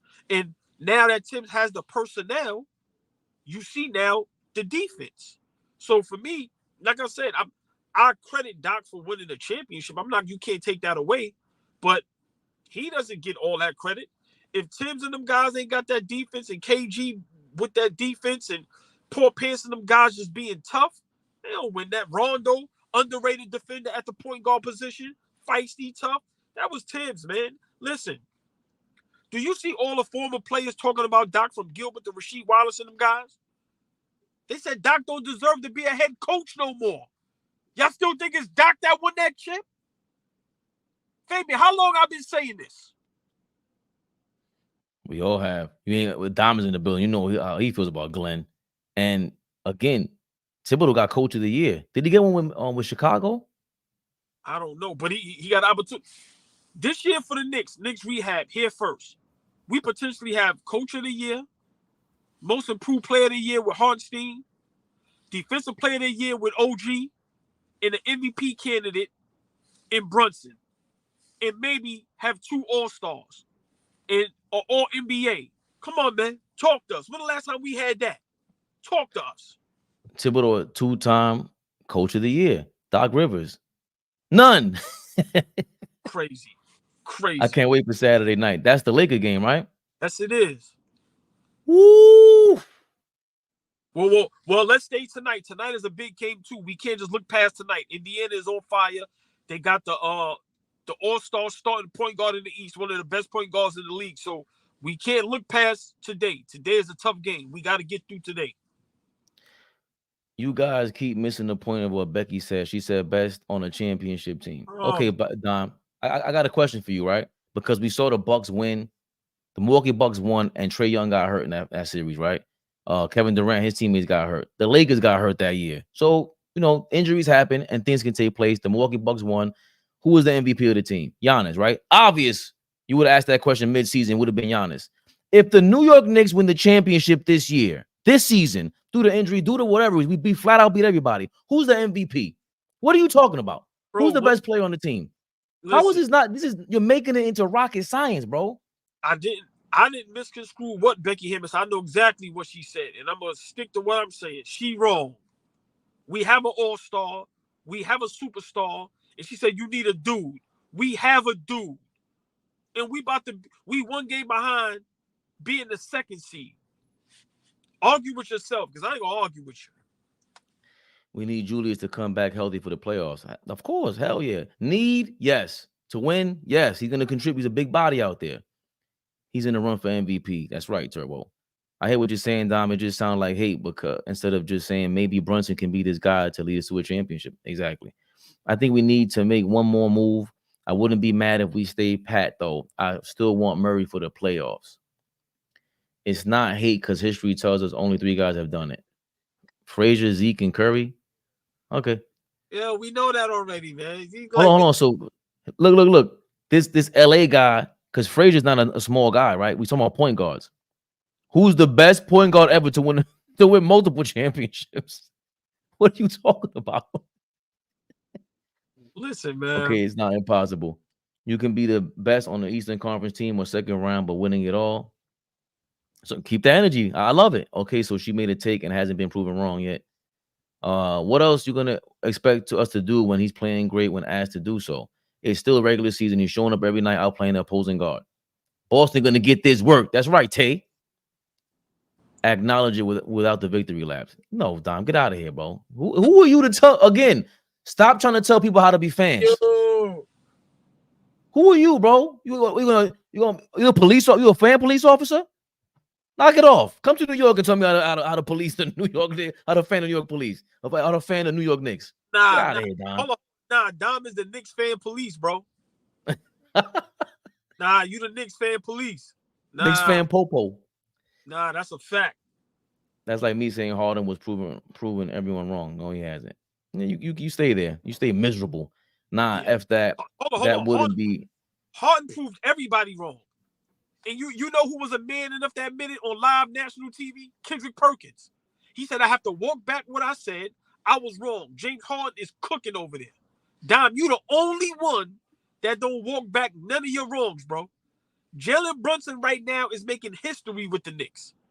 When the last time we was in the 3rd seed? When the last time we had a coach of the year? When the last time we had a defensive player candidate of the year? When the last time we had all NBA players? When the last time we had all-stars? Like, come on, bro. Y'all have to acknowledge what he's doing is special. So hold on. We can acknowledge SGA, Haliburton. We can acknowledge Ant-Man. All of them is special. What they're doing is special. Remember, people call them superstars. All of that. But what Brunson is doing ain't special. It ain't nothing. Because he ain't win a championship. You got to be kidding me, man. Come on, man. I'm liking this Charles Barkley guy in the comments. Brunson and T, the new Splash Brothers. OG equals Draymond. Knicks dynasty incoming. That's what I'm talking about. Yeah, Barkley. Yeah. The Knicks bias is crazy. When Becky is proven right, I'm not going to be a D, but I'll remind AllBall she was right. No, you won't. You can't. Get out of here with that. Slow down, round amount of rebound. Top 3, Dime. You chatting right now. Nobody care about Becky. Yeah, Tay. Yeah, let's get it. Most of the time, it's players on the best team for MVP with the exception of Westbrook. Kenny Smith said Banchero over Randall and Brunson. Never forget. Well, Banchero is better than Randall. Banchero is tough. That kid is tough. Paulo Banchero in Orlando. Orlando, yeah, he tough. He tough. But he can't lead a team like Brunson. Knock it off. They hate us. That's why. Tay's on it. Take that for data. With the Love it's quiet for the haters. The more we win. Yeah, man. I have to say, read the comments because you guys keep saying the same thing about how everyone's wrong and the Knicks are so great. Brunson is the second coming of Christ. The only comment that disagree with her is you. You're the only one. What are you talking about? He is. Deal with it. Yo, hold on. Let me ask the chat a question. I hope everybody be honest. Did anybody see the Knicks being the 3rd seed and 1 game behind Milwaukee to be the 2nd seed? Did anybody see that? I'm gonna ask again. Please, hey, Fabian, please make sure people is answering and responding to this. I want to ask a couple questions. And please, y'all, answer the questions honestly. Whether you're a Knicks fan or not. Question 1. Did anybody see the Knicks being the 3rd seed in 1 game behind Milwaukee to be a 2 seed? Right? That's one question. Second question. Did anybody see Brunson being this good this season? Did anybody see Tom Thibodeau coaching this good? Did anybody see Randall falling in line and being this good? Did anybody see us trading RJ Barrett and quickly for OG being this good? Because I remember a lot of people saying that was a terrible trade. We gave up too much. Come on, bro. With Haliburton, Dame Lillard, Trae Young, Drew Holiday, all in the East. Maxey, did anybody see Brunson being an all-star of this caliber? Come on, bro. Come on. What more do y'all want? They just want to hate. And once again, read our roster. Compare our roster. If we go back in the names, compare our roster to Miami, Milwaukee, Philly, Boston, even who else? We kind of similar to Indiana. Cleveland. Some people still think the Nets is better. Once again, if you compare our rosters, that's Brunson that got us hit. Like, so for me, I hope y'all be honest. None of y'all can say y'all seen this but us. We all been high on the Knicks. I get laughed at about the Knicks every day. Listen, shout out to Patrick Thomas. Detroit guards wasn't even above 6'4", but they won. I don't think that ever gets mentioned. Hold on. Say that again. The Detroit Pistons, the bad boy Pistons guards, they weren't above 6'4", and they won. By the way, hey Fabian, before you go, remember when me and Dom had the take, and when I brought up Chauncey Billups, and they had an excuse. Oh, but he wasn't the best player. So who was? But go ahead, finish your take. Thank you, my brother. Patrick Thomas. That leads me to Dante DiVincenzo, who needs to stop trying to dunk the ball. We get it. We see the white chocolate stars, my brother. Big Ragu, chill out. You're about to break your spinal cord. Do a couple more finger rolls. But I gotta commend his defense. That off the ball, sneaky coming in, athletic, smacking the rock against the backboard, leading to transition baskets. Dante DiVincenzo, no, he's not a lockdown defender like Joe Dumars was, but when you add that much outside of what we thought you could do, which was just shoot the ball, like the balance of all this is coming together. And again, it's just funny how you guys hate the super team era, and when you got a team being built the opposite way, you can't even applaud it. You bring up every other super team. This is hilarious to me. Good point. LOL, Tay. Isaiah Thomas is much better than Brunson. We'll see. And Dumars is way better than DiVincenzo. Why? Because they won a championship? Hold on. You don't even know. You don't even watch the games, Dom. But hold on. And Brunson is better than Russell Westbrook right now. Hold on. I'll say it again. And Jalen Brunson is better than Russell Westbrook right now. So your point is what? Clipper fan. Brunson gonna drop 30, and Knicks gonna win again tonight. No. Let's ask Dom. He a big Westbrook fan. Who's better, Westbrook or Brunson? Who do you want running point guard? At their peaks, who do you want running point guard? Please say something. Say something crazy to me. Who you want running point guard at their peaks? Russell Westbrook at his peak. You want him running the point compared to Brunson? No way. How about that? Mr. MVP himself. No, I don't want him at the point compared to Brunson. You don't want to hear it, though. You're not a true chip contender. Damn, I didn't know Don was hating this much. Yeah, I told you, bro. Only reason. Making the conference finals makes us a championship threat. We have a great chance of making the Final Four. I disagree with that. I think a championship threat is a championship threat. The Sonics were a championship threat in '94, even though they lost to the Denver Nuggets, bro. They were, from 1 through 8, were a crazy lineup. They just, bad matchup, didn't take the Nuggets seriously. So, yeah, you do have to go over those hurdles in the playoffs. I do agree with that. But to say that we're not a championship threat and we're smacking around the NBA finalists of last year, two teams that are favored to go over there by everybody else. My thing is, for me, what makes you a threat is if you're a top 4 seed. If you're a top 2, 3 seed, you're automatically a threat. So if we continue on this path and the end of the season, we're a 2, 3 seed, we're a threat. So for me, that's what makes you a threat. Like you said, how many teams was the number 1 seed and they was a threat? How many years was the Clippers a threat with Lob City, but failed? So for me, if you up there in that 1st, 2nd, 3rd, 4th seed, you're definitely a title contender. You're definitely a threat. Now, you can still lose in the 1st, 2nd, 3rd round. Anything can happen. But we are right now legitimate. How are you the 3rd seed and you not a title contender? Somebody explain that to me. In a decent, it's not like 15 years ago. It's not the same East. You know what I mean? It's different. This is a different East. But Fabian, I don't care what era it is. I'm saying we are a 3rd seed playing the best basketball right now, beating the top teams and blowing them out. How are you not a threat? Right. Because it's the Knicks.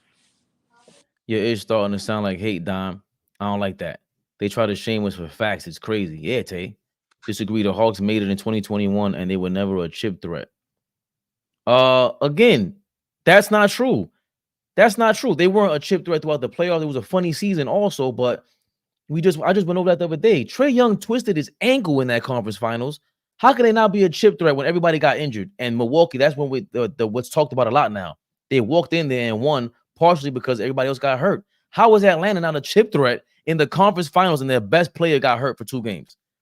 Come on, Dom. But Golden State is still a chip threat. Today, present day. Right now, today, people still say Golden State is a chip threat. Huge difference between making the conference finals and winning it all. Huge. Keep the hate up, Dime. I love it. Trae Young never gets hurt. They could have made the finals and been a contender. They were a contender. No, they couldn't have. So what is contention? The Phoenix Suns were flat out better than Atlanta that year when Trae Young was coming out of nowhere. They didn't really know how to guard him yet, and they had momentum. What is a contender? You're in the conference finals. You're one of the last 4 teams in a different kind of era. It's not 2004 where it was the Philadelphia 76ers and the Milwaukee Bucks, and they're not gonna beat the Lakers. That's not this scenario. There is no super team in 2021 waiting for them in the championship. That doesn't make any sense to me. What you guys are saying right now. Just because mainstream media isn't calling us a contender doesn't mean we're not. Exactly. Their best player was Trae, and second was John Collins. I don't care what about the media. I don't think it was in the conference finals with those 2 players. It had a hell of a season. Why are we talking about the Hawks? You're right, Jay. Sorry about that. Best player is Brunson, and Julius is second. And Julius second is not a ring. Who said Julius Randle's our second best player? You know what? It should be argued. OG Anunoby's our second best player right now because ain't nobody doing what he's doing on defense, and we're 14-2 with him. That could be the argument as of right now, present day. But remember what I told you earlier in the show. People still going off the back of the names. So automatically, before Embiid got hurt, Embiid and Maxey is championship, their championship threat, never been there. I'm gonna skip past it. You guys got something to say aside from all that conference stuff. Is the Knicks team better than Tibbs' Chicago team? Ooh. Wow. I'm gonna say yes. I'm saying yes. Wow, that's a great. I might have answered that too quick. You remember Dang and them got tough. Luol Deng and OG. You got Rose versus Brunson. Rose ain't really D'ing up either. What's my guy, the big man from Florida? Joakim Mitchell. Wow. Was Boozer there? And probably in the earlier stage, but then, like you said, you got Derrick Rose. Maybe you got Big Gordon off the bench, right? Wow, that's tough. We got it. You know what? We're going to get back to that. That's something to think about because we're going to run in a minute. Wow. What you think, Kev? What do you think? Who was better? Because that's Derrick Rose. Come on, he's the most dynamic play, one of the most dynamic players that got hurt, and we didn't get to see him, play in his prime. Shout out to Derrick Rose, another professional. Youngest MVP ever. Jesus, that great question, Kev. Damn, that was a and it was, that's a great question because it was right under our nose, and we never asked it. There's a huge difference between. All right. Damn, that was a great question. If you're making the finals, you guys are going back and forth about these final stuff. Isaiah, Mitch, Jalen Brunson will win us a championship in the next 3 years. Facts. I like that. Bobby Marks proposed trade for. Yeah, we talked about that earlier. JJP. He said no, thank you to Fournier, Grimes, and 5 picks, 3 non. JJP, you see, the thing with that trade is I wanted to say I didn't mention earlier. I understand what we're thinking when we say we trade Fournier, Grimes, 5 picks for Giannis. That makes sense to you guys, right? Because he's a number one, obviously MVP candidate, right? But that might not get you Giannis right now. If this is what they're offering for Fournier, they offer 4 draft picks for Fournier. They traded 7 draft picks or something like that for Gobert. How much do you think Giannis is getting? We got to be very honest about that, number one. Number two, they're going to want Julius Randle. They're going to want a gut part of our core. Giannis got to come on his own. Pause. That got to be exactly. Yeah, that ain't. So the superstar thing that you guys are looking for, you add more to this trade to get the superstar you want, and you can affect the team chemistry.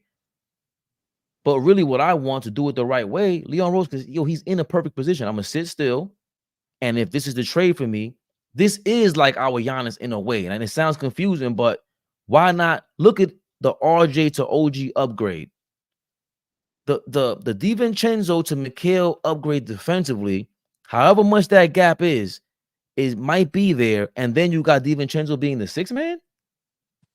So basically you traded RJ Barrett, IQ, and a 2nd rounder for OG, Mikal Bridges, and a couple of draft picks. Come on now. And now you got DiVincenzo as your 6th man.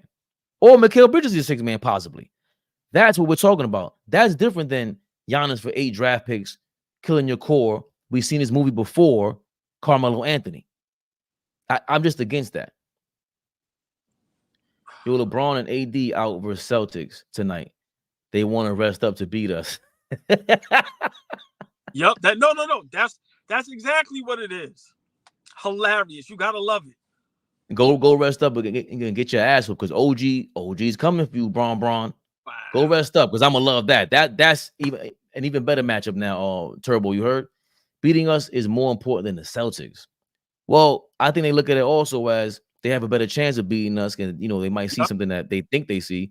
But the Celtics, they don't want that smoke. They got to go rest up their big dogs. Number one option, your man, the number one option, LeBron James. Again, where you guys at when he had the 30-point triple-double, all loud, salute him, and then all of a sudden they lose 2 games in a row. He wants to send mixed messages to his lineup. They're begging for another superstar, as AllBall always says. Where y'all at when that happens? He's resting against the Celtics. They're out of the playoffs right now, and you're resting. That's your number one option. You're resting against a prime time. I'm pretty sure that's probably TNT. They're going to probably name the reserves. That's Lakers versus Celtics, and your 2 best players are sitting out. Right. You should take us home on that. Take us home on that. Not for Papa. Oh, you done? I'm gonna stay on because I got couple more topics. All right. Well, yeah, because my phone about to die anyway. Okay. Listen, man. Knicks Rehab, AllBall, Fabian PerspecTV, man. Big shout out, Flea, Dom Drop. A big shout out everybody in the building. Turbo, man. Appreciate y'all, man. And please support. Hit that like button, share, subscribe, tell a friend. Listen, man. Best Knicks talk on YouTube. The realest talk on YouTube. Listen, Brunson for president. And we out. All right, AllBall. So I'm gonna stay on here, read the rest of these comments. Not for 5 picks, AllBall. I mean, for Mikal Bridges, it's all about fit. I just broke that down for you, JJP. If you get Jimmy, you're a chip contender because you get someone better than Brunson. So he's better than Brunson, Don? I don't know. That's arguable. I don't know, especially in the regular season, Don, and you go to the playoffs. He's just flat out better. He has certain games that are better, but he ain't just flat out better than Brunson. Again, that's arguable. That's not flat out. And he'll be see, you're trying to fit your agenda with the BS. No, he's right now in the regular season, Jimmy Butler's a number 2 option, basically. He's a number 1 when he feels like showing up. So, and he becomes an even better number 1 option and more one-on-one matchups with Brunson on his side and OG there and Julius Randle there. Don't overlook that either. Stop trying to be slick. Carl Banks, definitely legendary New York Giant, Charles Barkley. Charles Barkley is hilarious to be talking to in the comments, by the way. Is he a free agent? No, they're trying to trade for him, I think, if you're talking about Jimmy Butler, Dom. Salute, Canal Bangloya. Respectfully, Butler not it. I've heard that on Canal. A lot of people feel, that way about him. Jeff Hostetler, spell check is dirt. He went to the Raiders and got a crazy bag off of all championship, bro. He doesn't fit personally with this team. I totally disagree, Canal. This is the perfect. We took on whatever the Miami Heat culture was, and this is a new Knicks culture. Jimmy Butler, we need Jimmy Butler to come in and start some ruckus. We need people to start, testing each other and testing the other team. I would love Jimmy Butler here. Give me Mikal. Jimmy's getting older, fellas. Give me the younger guy who can defend at the same level and shots are better. I understand that, Flea. Like, I can't really argue that, Flea. Like, I understand either or. You're gonna get Mikal for the next 5-6 years, and then Butler. Remember, he's a little guy. He's gonna have 3 or 5 strong years coming up, and you want that all to be with the Villanova Scova team. Butler is low key a weirdo. He kind of is though, Canal. Now that you say that, I just like his intensity and everything. But I am sick of his bigging up the Miami Heat culture and just the way he. Yeah, you're right. But the other guys, they're not too. Nobody's showing enough toughness. I just want Jimmy Butler there. I want somebody here to call out Randle and get him intense. I want to make him mad during the game and go crazy. Shoots it better, but isn't the scorer Jimmy is or a passer. I don't know if Jimmy's a better passer than Brunson right now. Jimmy is bigger and he knows how to get his shots. He's very patient, man. That's what we like about him when he's locked in. But is he going to play the regular season for us? He's missed 20 games already in the regular season, Dom. Come on, Mikal Bridges, he's an Iron Man, if I'm not mistaken. He missed his first game of his career, something like that, a year ago, if I'm not mistaken. Every time he's been on HR, he has caused an issue on every team, probably, right? Today I'm coming back on tonight for the 200th episode. Shout out to Turbo, 200 episodes, season 3 of Turbo. Holla at your boy. He called Cat soft, but really he is. I can't say that, Canal. To me, soft is mentally weak. When he doesn't get his way, he ruins teams.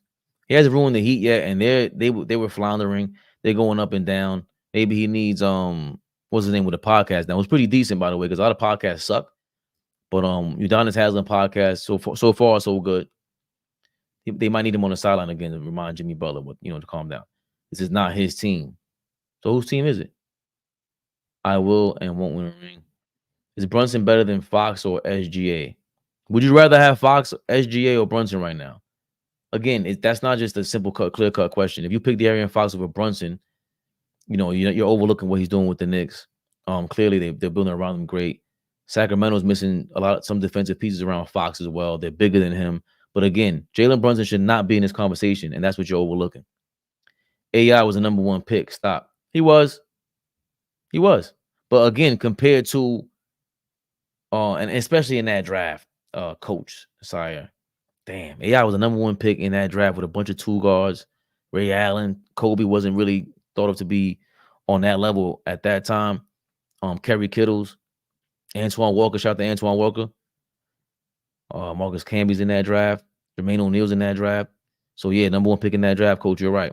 But still, just again, he's a David versus Goliath character. AI is. So that's all we were saying about with Brunson. We should have still traded for Spider. Don't pass up on the 25-year-olds. He's not a superstar, Flea. I mean, he's another guy. Let me take a step back. Cleveland Cavaliers are 10-2 in the month of February behind the Knicks. They're going on a crazy run. Donovan Mitchell had 45 points last night. He needed that much to beat the Pistons last night, who looked like they're turning things around. But Mitchell, he had a crazy month, man. So this is not the time to really ish on him. But Brunson beat him out back-to-back playoffs, and he's 6'2", 6'3", alongside Brunson. I just will never like that lineup. He doesn't play defense, bro. He's not a defender. I've been being nice to Dom all season. Dom has 4 Hall of Famers on his roster right now. Go win a effing chip. Brunson is smarter than a lot of people give him credit for. David Jones, first time seeing you here. Brunson plays like that white boy that used to be on Dallas. He was real short, maybe European. I know you've been talking about JJ Barea. Better than him, but similar. If you're talking about Barea a little bit, but Barea was 5'7". Brunson is a winner. It's triple bust. K-Dot was good. Mitch need to come off the bench when he get back. Totally agree. I don't think I said it last episode. Oh, that's a great segue. Mitch. David Jones about Mitch. You gotta come. I've said this last episode, Flea. Hopefully I see some comments from you. The Knicks' secret weapon.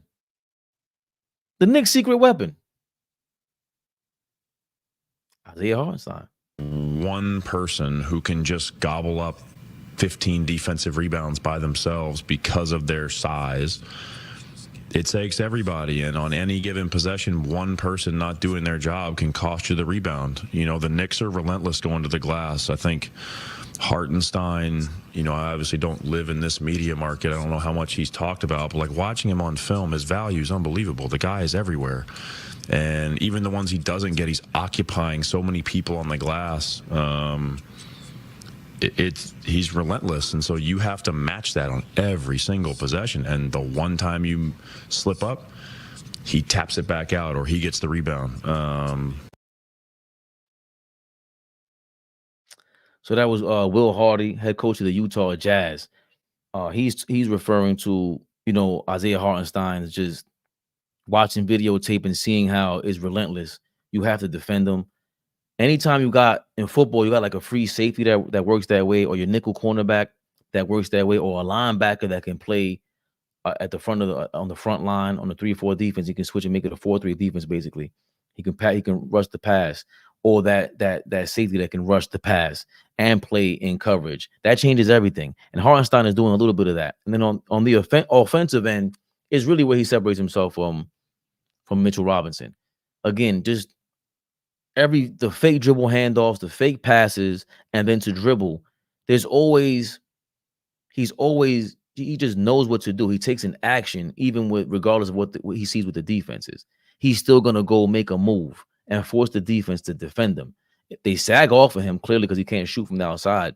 Once they sag off of him and he doesn't get anyone open on the dribble handoff, he will go right back to the paint and close out on the space between him and the defender. Now you got to guard me, because if I pump fake this, you got to guard that. If I pump fake a pass, you got to guard that. Closing in on that space. Great passer. Like I said, top of the key. He's amazing to watch. That's where he operates. Hopefully we see more. Once Isaiah Hartenstein, see Dom, I can see Hartenstein. Once he goes for that left hook, his problem is very similar to Jericho Sims. They're kind of surprised that they have an opportunity to score. They got to start looking for the score. They have to start doing this, because especially Hartenstein, since he's going to be our starter. Bro, you're a starter. You are the starter. Start thinking about starting in the playoffs. Start thinking about making championship scoring efforts. You're going to have to, because you're going to make them respect that. And then it's going to forget about it. We're going to talk about a contract negotiation out of this world. Because if you can make that left jump hook, it changes everything. Because once you're able to make that left jump hook, fake it, throw the alley, fake it, throw the, drop, work on your passing, utilize your pass. Remember, it opens things up for your passing. What I always say, the more spots that you're able to shoot and pass from in the half court, you become less predictable and more of a problem for defenders. The more you make any defender think, the more trouble they're in. You should not, if you can't, like with RJ Barrett, they said he couldn't go left. If I don't have to, Jalen Brown, you can't go left. I ain't got to think about it. I'm gonna make you go. All right, I'm gonna guard your right, bro. I'm gonna make you go left. I don't have to think about it. But now, if I insert some doubt, oh, wait a minute, he's going left now. Wait, Isaiah got this left hook now. I'm starting to see something else. I'm starting to feel something else. The coach is gonna start yelling at me. The videotape gonna show something else. It changes everything. Hartenstein has to take his scoring options he has more seriously and just become more opportunistic, because they're there. You see it with Sabonis in the championship last year, or in the playoffs last year. He couldn't take advantage of the free elbow jump shots. That's why he got lower in my rankings. I don't care how many rebounds you get. You have to take advantage of those opportunities, because now it creates championship style offense, because it creates more options. It forces defenses to think. Anybody who knows anything, think about. I compare everything to hollering at chicks if you're a dude, straight dude, whatever. The more you think, the more rejection is possible, right? The less you think, you ain't worried about rejection. You worried about the counter. You worried about the, wink in your eye after you say something slick. So same thing in basketball. You got to worry about winking your eye after that great jump shot effort, right? So Isaiah Hartenstein, he's the secret weapon of the Knicks, man. Like, I just can't believe how great he was. Shout out to Dime. Dime Dropper was the first person to say, you're really looking to like this guy. And I've loved him from the beginning. Just the options he presents. There's no way Mitchell Robinson is starting. I'm sorry. Got to bring him off the bench. He slows us down. He can present mismatches and opportunities for us in many other different ways. And I think Hartenstein presents more. That's just bottom line for me. And with that being said, who just jumped in here? Oh, Dimey guy. Hold on a second, Dime. I like the music. Yo, that was very frustrating live to watch. Why? Because it's basically just a Jalen Brunson nut hugging convention for an hour, and there was no pushback. So here's my pushback. Yeah, in the comments, but that's not good enough. I was saying this. Jalen Brunson is absolutely cooking. If you want to say he's a top 5 point guard in the league right now, I'm all for that. But the reason I was saying is AllBall saying Becky is wrong, yeah, and this and that. She never said he wasn't a great player. She never said he couldn't take you to the second round. She said she doesn't think that he can lead you all the way to the championship. That has not been proven wrong yet. That's simple. This is where we totally disagree, because if you can't sit there in the regular season and have power rankings that everybody does, they're the number one team in the CBS power rankings right now. If we're gonna have the top 4 teams in the league right now who are gonna win a championship, 20 years ago, they were all Western Conference teams at the top 4 slots. Those were your top 4 title contenders. In 2024, that has changed. The Celtics are great. Philly was showing some promise. Milwaukee won before. The Nuggets won last year. Who in the Western Conference is challenging the Denver Nuggets? I'd say us and maybe Phoenix, but probably not. Healthy, right? So we beat Phoenix.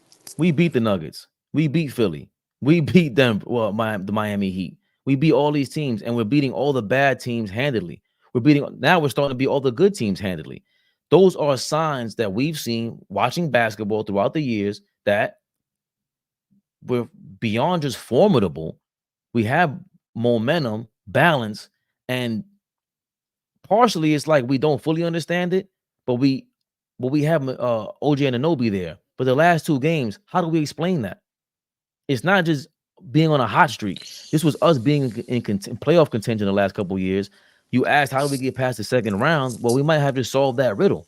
So to say that if you get Mikal Bridges, who's your best player on the New York Knicks still? Brunson. I think Brunson's better than him. Okay.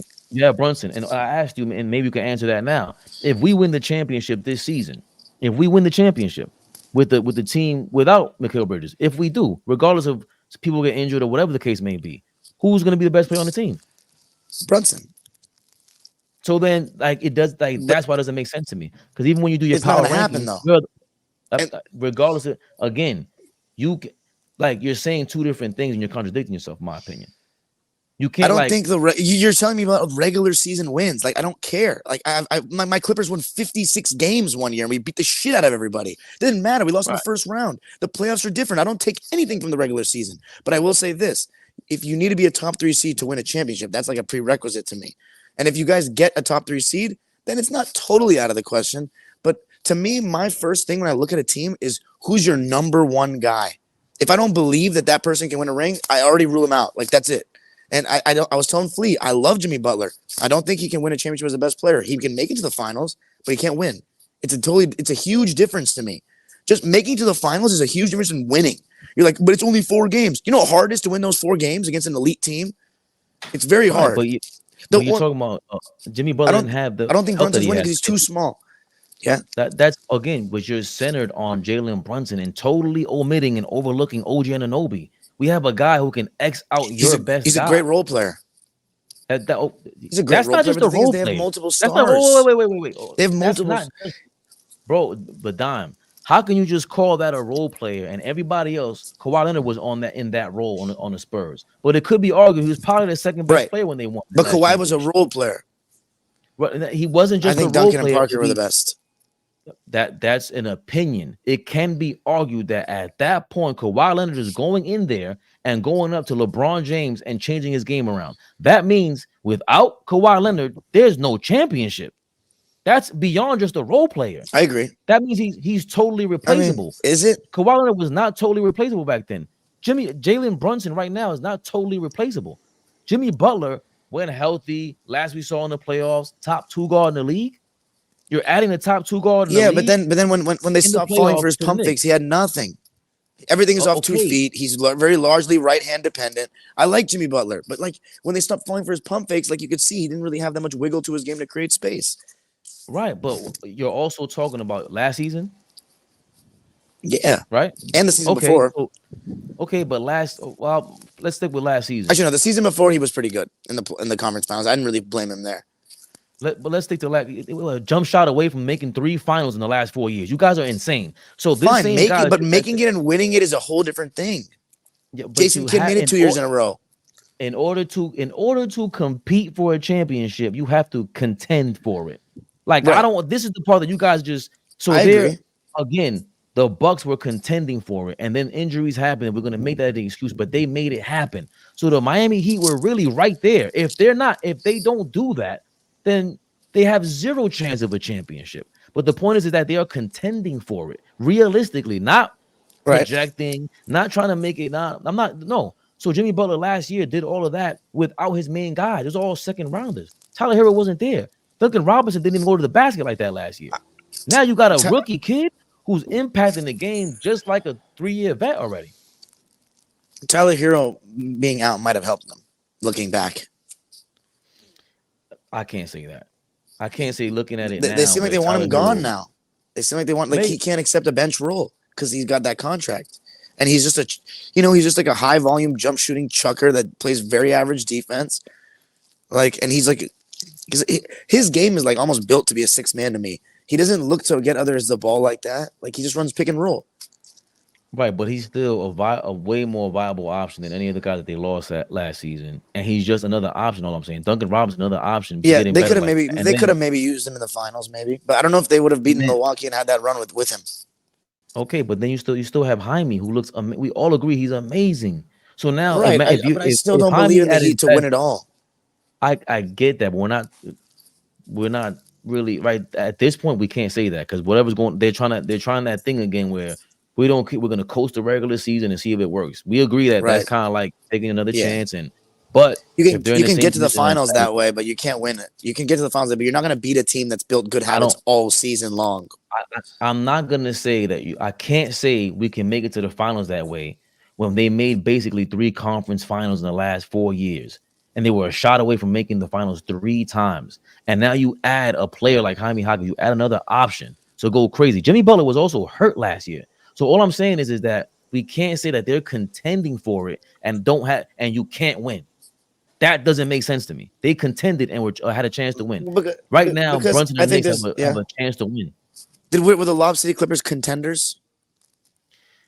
Who was in the conference back then? Because now I'm like everyone. San Antonio, OKC, Golden State, Memphis. It was loaded. It was brutal every night. I think Memphis was such a tough matchup for everybody. And they were, the West was a lot more versatile. But the Clippers had a chance. Again, they had a chance to contend. They were missing pieces, obviously. A chance to contend. Doc Rivers again. Not a chance to win. Right, but who's bringing them up? Why are you bringing them up? What they got to do with us? Because the point is, you're saying about this contending, this and that. I think there's teams. What does championship contention even mean? Like, I guess it means to me a team that can actually win. I just don't believe. I think there's only 3 teams that are going to win the championship this year. Like all this shit that we do with like these 5 or 6 teams. No, they can't. No, they can't. And I'll bet any amount of money on it. Like I'll bet any amount of money. If the Knicks win, I'll be ecstatic for you. Like I like the Knicks. Be acting like I'm a Knicks hater. I like the Knicks. I just don't think that Brunson's the number 1 on a championship team. Just like Becky said, I agree with her. Did you have the Bucks Trae win Young? The 2021 championship? When the playoffs happened at the beginning of the year started, the Bucks were a contending team for you? Not really. Well, no. Yes. Well, when they added Drew Holiday, I was like, yeah, that makes them a more serious contender for sure. They were in one of my teams. I had them as the number 1 seed that year going into the season. Okay, so you have them the number 1 seed, but did you have them contending? Of course. No, if I predicted to be a number 1 seed, unless I'm saying like prefacing it by saying you're just a regular season team, I will. That means I think you're a contender to win it all. So I think Milwaukee. Yeah, when they got Drew Holiday, that was a serious move. So I understand. So I do think, and they had Giannis as the being gone. So I understand when the season started, you got the Knicks at wherever you had them at when 5. The season started. But you had them 5. So as of right now, where where can you project them to finish? I'm not wavering on my pick, but I as you said, like you guys can go up as high as 2, and if that's the case, then that's proving me wrong, no doubt, finishing higher. But again, I think you can get to the Eastern Conference Finals, but I think that's your ceiling. I think that's it. Like, I don't think the team is good enough talent-wise to get to any further. Unless there's like a major injury. But even then, like, you're going to the final. Oh my God, the Knicks make the finals because they got some injuries to Boston or something. Fine. Don't think you're winning the championship. So we're gonna agree to disagree there, because if you're making the conference finals in this era, the way that they are in this year, the way that they're going to the finals, it's not just that they made it to the finals, like Atlanta and Milwaukee that season. It's not just that. It wasn't like I said, the Sixers and the Bucks from 20 years ago, and the Pistons and the Nets from 20 years ago. It wasn't just that they were clearly playing for second place. That is different. All the big contenders are in the Western Conference. No, the Eastern Conference has contenders. So for me, if you make the conference finals or the finals, you definitely have a chance to win the championship. The West does not have the East smoked like that this season, in the last 2 or 3 seasons, actually. Yeah, I mean, finals, I can kind of agree. But yeah, I can agree because technically it's 50 chance. But conference finals, no. Like, I really think there's a huge level. You got to go higher to win it all. This is what I've learned from being a fan of a team that's never won. It's a huge difference. The Lob City Clippers could have gone to the conference finals. They were never going to win a championship. You know why? Because our best player was Chris Paul. He's too fucking small. He can't get good shots off against elite defenders in the highest stages of basketball. That's why he never wins. And he doesn't move without the ball. Never. He wants the whole offense run through him. That's why he's never going to win a fucking ring. And I like Chris Paul. I can't wait for his jersey to be retired for us. He's never going to win. Same thing with Trae Young. He was never going to win. That team was they beat you guys because you had no Mitchell Robinson. Your best player was Julius Randle. And as you said, that year was just weird. That was just the lowest quality of NBA teams ever, 2021 season. Like, since I've been watching basketball, they weren't good teams. Like, so, and the best teams got hurt. Lakers got hurt. Clippers got hurt. Nets got hurt. Bucks were good. The Suns made the finals. That felt like I was watching a conference finals, not a finals. So that's a great transition to the last point I did want to include, because the media is, just anointing the Knicks now, and I love it. But the Donovan Mitchell thing was a big deal. The Donovan Mitchell has been a big deal looming for the Knicks for the last 2 seasons, and why the Knicks didn't make that trade. It's a superstar, this, that, and the third. But he's a small guard, in my opinion, like you to the point you were making about Isaiah Thomas. He's not leading a team to a championship either. Right, I understand that. But now it's being reported that the Knicks are totally canceling out their Donovan Mitchell pursuit. I'm hearing the Nets dream in this scenario is they think they're going to get Donovan Mitchell. Because, Alan Hahn was on with us a week ago, and he said Donovan Mitchell really doesn't fit on the Knicks team anymore. Right. So if they get Donovan Mitchell and pair him up with Mikal Bridges, they become a different team. So that's probably what they're betting on, that they're going to get a big player too. So that was Michael Kay on the Michael Kay show in New York. He's a big time legend. He does the play-by-play for the Yankees. I've never been a big fan of him as a play-by-play guy, but as a radio guy, he's always been amazing, authentic. Gives a great opinions, and he stands his ground. But he reported that he spoke to Alan Hahn from MSG and the Knicks, and that the Knicks, they don't make sense for Donovan Mitchell anymore because he doesn't fit the team anymore. I never thought he fit the team as soon as they got Brunson. Don, what do you think about the Knicks just giving up the pursuit on Donovan Mitchell? It sounds like officially, and if the Nets do try to go after him and pair him with Mikal Bridges. I think that it's a good decision not to get Donovan, because you don't want 2 score-first ball stoppers or ball dominators in the backcourt. Like, it's just, you have your Jalen Brunson. I'm not gonna lie, like, he and Donovan Mitchell, it should be a debate at this point. Like, because if you look at the last 2 postseasons, Brunson has played Mitchell 2 years in a row, and he outplayed him both series. So, like, yeah, Donovan had a better career leading up to that point, but right now it's very arguable, and they're both doing excellent things for their teams. I think Donovan Mitchell is getting really left out of the fold. Like, the way he's playing right now for Cleveland is amazing. People are not talking about it because they're the Cavs, but I think this is a good debate. So I think, to me, you missed out on Donovan, but you got Brunson without having a trade. So I think that part actually worked out. I think you got that guy. But I think you would have had the same conversation with Mitchell. Like, I think Becky Hammond and all those people like me that have doubts about score-first small guards winning chips would have said the same thing about Donovan, that you won't be able to win the championship with him as number 1. So I think the same conversation would have been had. As you said, I like Bridges. I think if you can get him across the bridge or whatever, that would be a good move.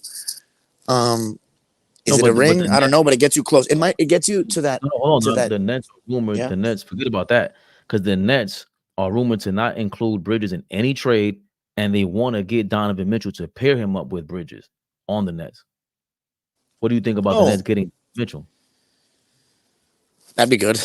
That'd be good for sure. Again, like I really don't know though about Donovan Mitchell winning a chip like as the best player. Like, I feel like he wants to be the number one guy, and like I think that has a ceiling. I'm sorry. Like they put wings on him. He struggles to get good shots, and he starts every move behind the 3-point line in the playoffs. Like he just starts every move behind there. So like if they pressure him, he'll just try to drive all the way. There's very few moments where he stops and pops for whatever reason in the playoffs, and he's a smaller guard that starts all his moves behind the 3-point line. Like that's this stuff that all these guys that start their moves behind the 3-point line, like every time they ISO, when the whole defense can stare at them. I just don't think that shit is great championship basketball. Like if you look at the last couple of teams that win, Denver Nuggets, not all their stuff is behind the 3-point line. They have a real post up threat, an inside outside game. The Bucks, they weren't even a good 3-point shooting team. Giannis is just barreling his way through the paint. And the Warriors are all motion. You know what I'm saying? It's not Steph. That's the whole reason why Steph Curry doesn't do that. So, yeah, man, I don't like it. I think there's a ceiling to it. That's just my adamant take. It's like one of my basketball convictions. I'm not even anti-small guard. I'm a small guard myself. But I can speak from experience. I didn't like being the number one scorer, like on any level. Like I like being the number two at most because, yeah, of course I don't. It's hard for me to compare myself to any of these guys, but it's all relative. Like I like being the facilitator that's a secondary scorer. If I'm the guy that's relied on to score a lot, it was just a little hard for me as a smaller guard. These guys are obviously exceptional, but it's still we're talking chip here. And I think there's a huge difference. Like that's the one thing I've learned from 19 years of fandom and studying the game. It's so hard to win a chip. Like you really need so many things to go your way, and you really have to have the talent to do it. I just don't think the Knicks have the talent to do it. But I think you guys can get to the conference finals. I think this is now creating another rivalry potentially, whether Donovan Mitchell's with Cleveland or he goes to the Nets. Excuse me. And that's amazing. We need that. Steel sharpen steel. If he feels left out, good riddance, bro. We got our guy that we want to go to war with against you. Now we got Haliburton over there. We're going to. There's something there in the history of with modern day NBA history, Eastern Conference, New York Knicks involved against the Cleveland Cavaliers, Indiana Pacers, two Midwest teams at this time. If Donovan Mitchell goes to the Nets, forget about it. Now you have a real legit, Jason Kidd was over there 20 years ago, and he was talking mad smack to us, and he used to spank us around. Now, for the first time ever, we're going to have a real rivalry with the Nets if he goes over there. I never wanted Donovan Mitchell on the Knicks once we signed Jalen Brunson. It made no sense to me. He has to work too hard to get his points. It's beyond ball dominant. It's if you traded RJ Barrett and this opened up for you, this is a sign of why I didn't want him, right? That's number one. Number two, your point was amazing. He starts a bunch of his moves behind the 3-point line. Already, I get you want some space, but you don't do what Brunson does. I don't think he's as smart of a player as Jalen Brunson. I agree. Especially, or as skilled as Jalen Brunson. Like in the post, Jalen Brunson's better than him. Jalen Brunson is one of the best post-up guards I've seen in my time watching basketball. I'm not saying much because there's very few of them, but he is. He's good. Kyrie's up there. Like I think there's a lot. Andre Miller was good. Kyrie's not looked at in this conversation with Jalen Brunson for some reason, and clearly he's better handled and he's going to be known as the better player. But as far as who's a better point guard is, it's going to be Brunson, especially at this age. Kyrie again is playing amazing this season, and he's shooting more mid-range jump shots, but he missed 20 games as well. Brunson hasn't missed 20 games. Donovan Mitchell, I don't think he has I think he's an Iron Man kind of guy, but that's what I see there. Like, Mitchell officially gone, pursued as a New York Knick. Great. Go to the Nets. I want that rivalry. I wanted the fact that we didn't get KD and Kyrie. I was more upset with the fact that we couldn't get other guys to compete. I wanted to compete against them, and we were getting there, but we didn't have that other guy. I wish we would have had Brunson there with Randall and had this team 2-3 years ago competing against Kyrie and KD. Bring Donovan Mitchell to Brooklyn. I want the smoke. This is what makes basketball. Get these people mad, get upset with each other. So I look forward to Donovan Mitchell feeling snubbed by the New York Knicks, and it's going to be war. I love it in the Eastern Conference. Want to read some comments, Don? Yeah, sure. Where we left it at? Brunson plays like that white boy in Dallas. Better than him, but similar. It's chip or bust. That's what you said. Mitch needs to come off the bench. Wait, Tibbs low-key has a ring? I ain't ever knew that. Yeah, he was a defensive coach for the Boston Celtics when Garnett was there. Glenn He Rivers actually, he actually changed the way that they play defense in the NBA. I gotta do a reaction video to what Tom Thibodeau has done in the NBA, and it was thought of as different because he played in that era where you still had like real power forward and centers, and they thought you couldn't do it in this era. But you probably just got to switch the personnel as the Knicks are doing. Go ahead, Dom. You want to say something about Glenn Rivers? Yeah, Glenn Rivers has Tom Thibodeau to thank for having the legacy that he does and getting all the best jobs in basketball after he's won one ring that he's milked like a freaking cow his whole career. So overrated. I cannot believe people allowed him to be on that top 15 list of all-time coaches. It's such a disgrace that he was on that list over some of the names that were left out. Actually pissed me off. That is crazy. Doesn't Becky have WNBA things to do? Tread lightly, Charles Barkley. We don't want to smoke. Don Drop with a troll. His team is trash. My team is better than yours, though. Like, I'm sorry. My team is better than yours. Like we smacked. No, really? Okay. No. Nobody outside of Los Angeles and New York thinks you're better than us. That was before OG? Yeah, we have Kawhi Leonard, man. You guys understand how good that guy is? I don't think you do. He's healthy. Mitchell Robinson and it's a Zubats. It's a wash, dude.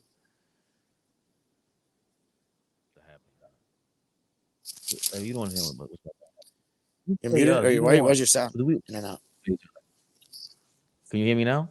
Yeah. Can you hear me? Yeah. Okay. I'm looking up when is the next Clippers.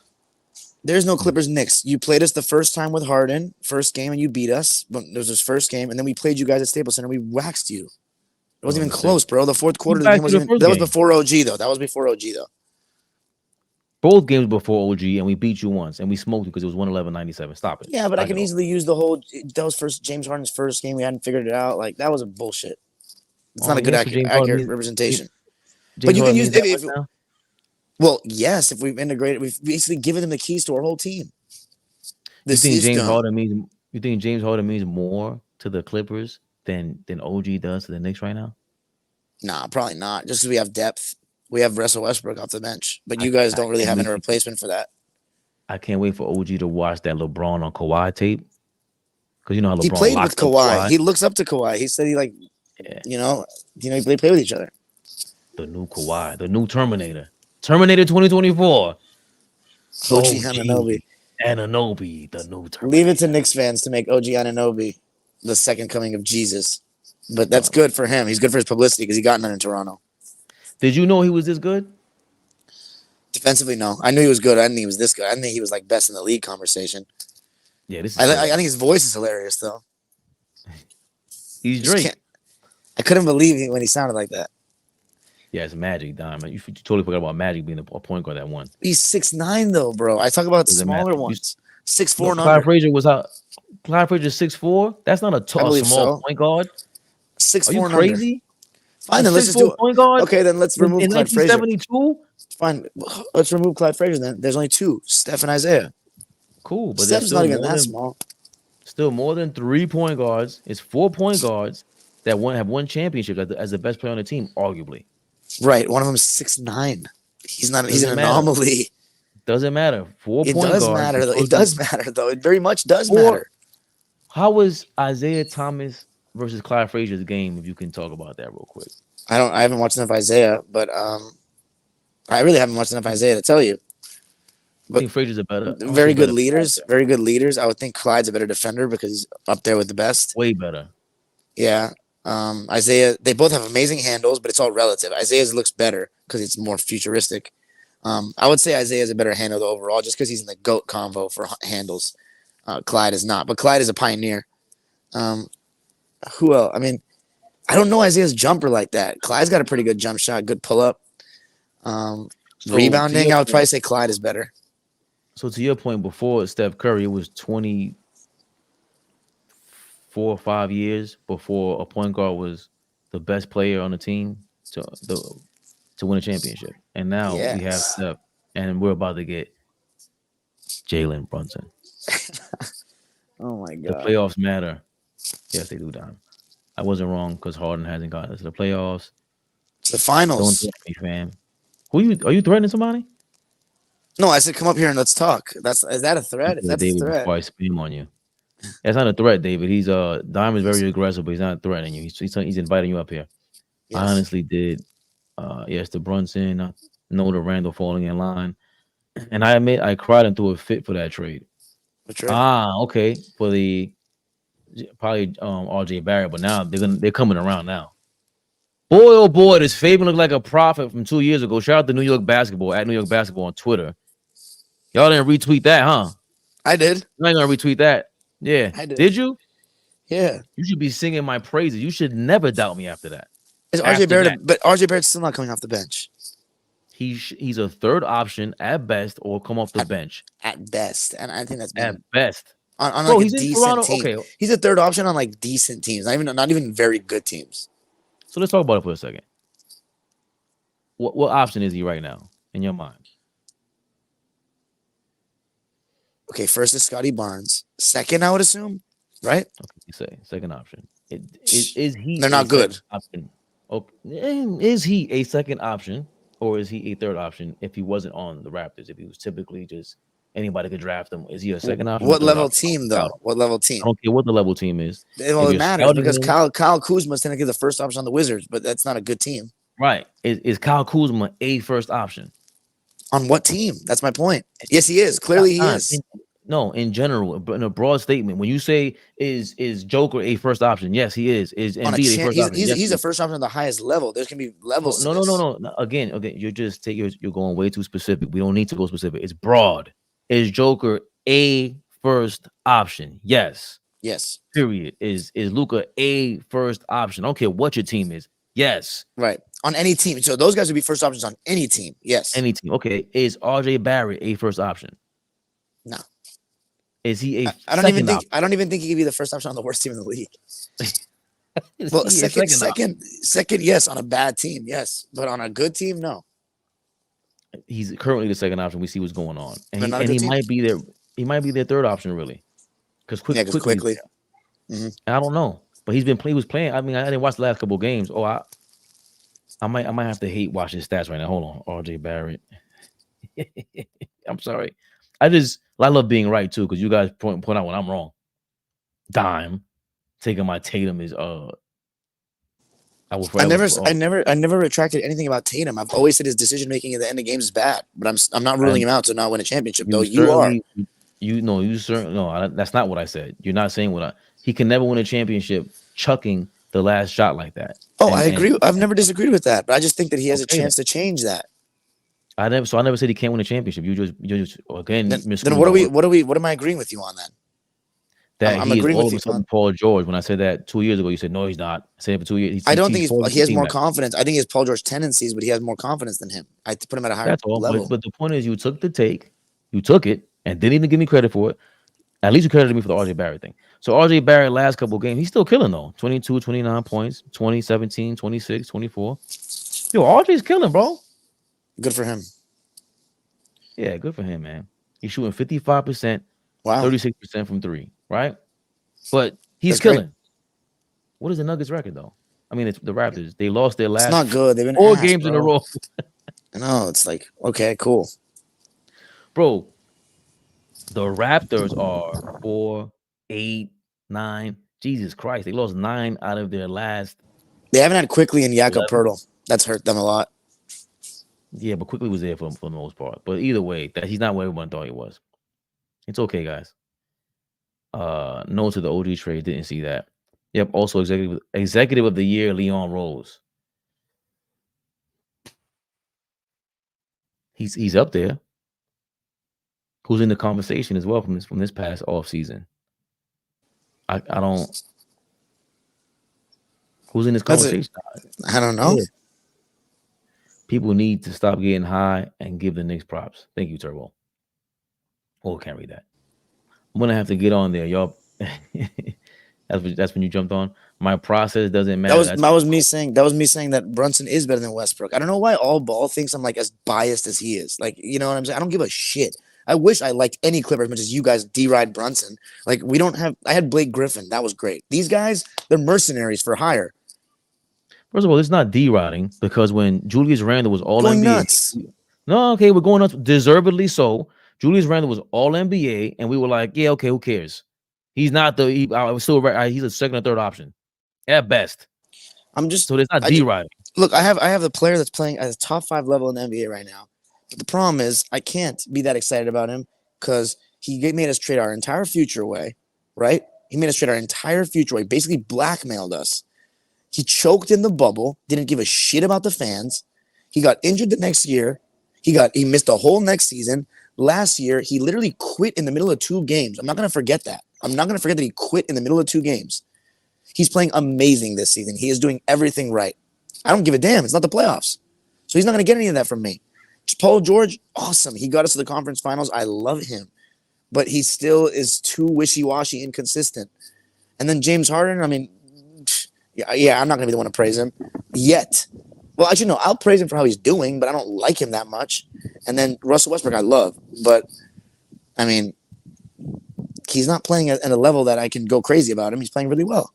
So there's no Blake Griffin or Chris Paul anymore here in terms of that. Until they prove it in the playoffs, even get us out of the first round, I just can't. Like, I just don't. There's nobody I like that much. Breaking news. Julius Randle will be reevaluated in 2 or 3 weeks. Anyone concerned with this means he's going to try playing time and what's PT and any kind of rehab till that point and make another decision then. Just it's a good time to figure out who's who while he's out. When injuries like this take place, I would think people who have like a real competitive edge to them when you're on the bench, wherever it is, and you think Julius Randle will be taking your minutes and you can imagine yourself playing in his shoes and you're going to do X, Y, Z. This is the time to show everybody what you can do in playoff time when Julius Randle is playing and he gets on the bench, right? He goes to the bench and then you fill in for him. We are able to see potentially what can happen in the playoffs. We can project that. I said this earlier, Don, when we have, if you watch us versus the Portland Trailblazers, a horrible team, right? You still got to see the best version of us I've seen all season long, especially on the offensive end, the way we pass the ball. We got too tired by the second quarter because we were going bananas, trying to throw transition passes all across the stadium.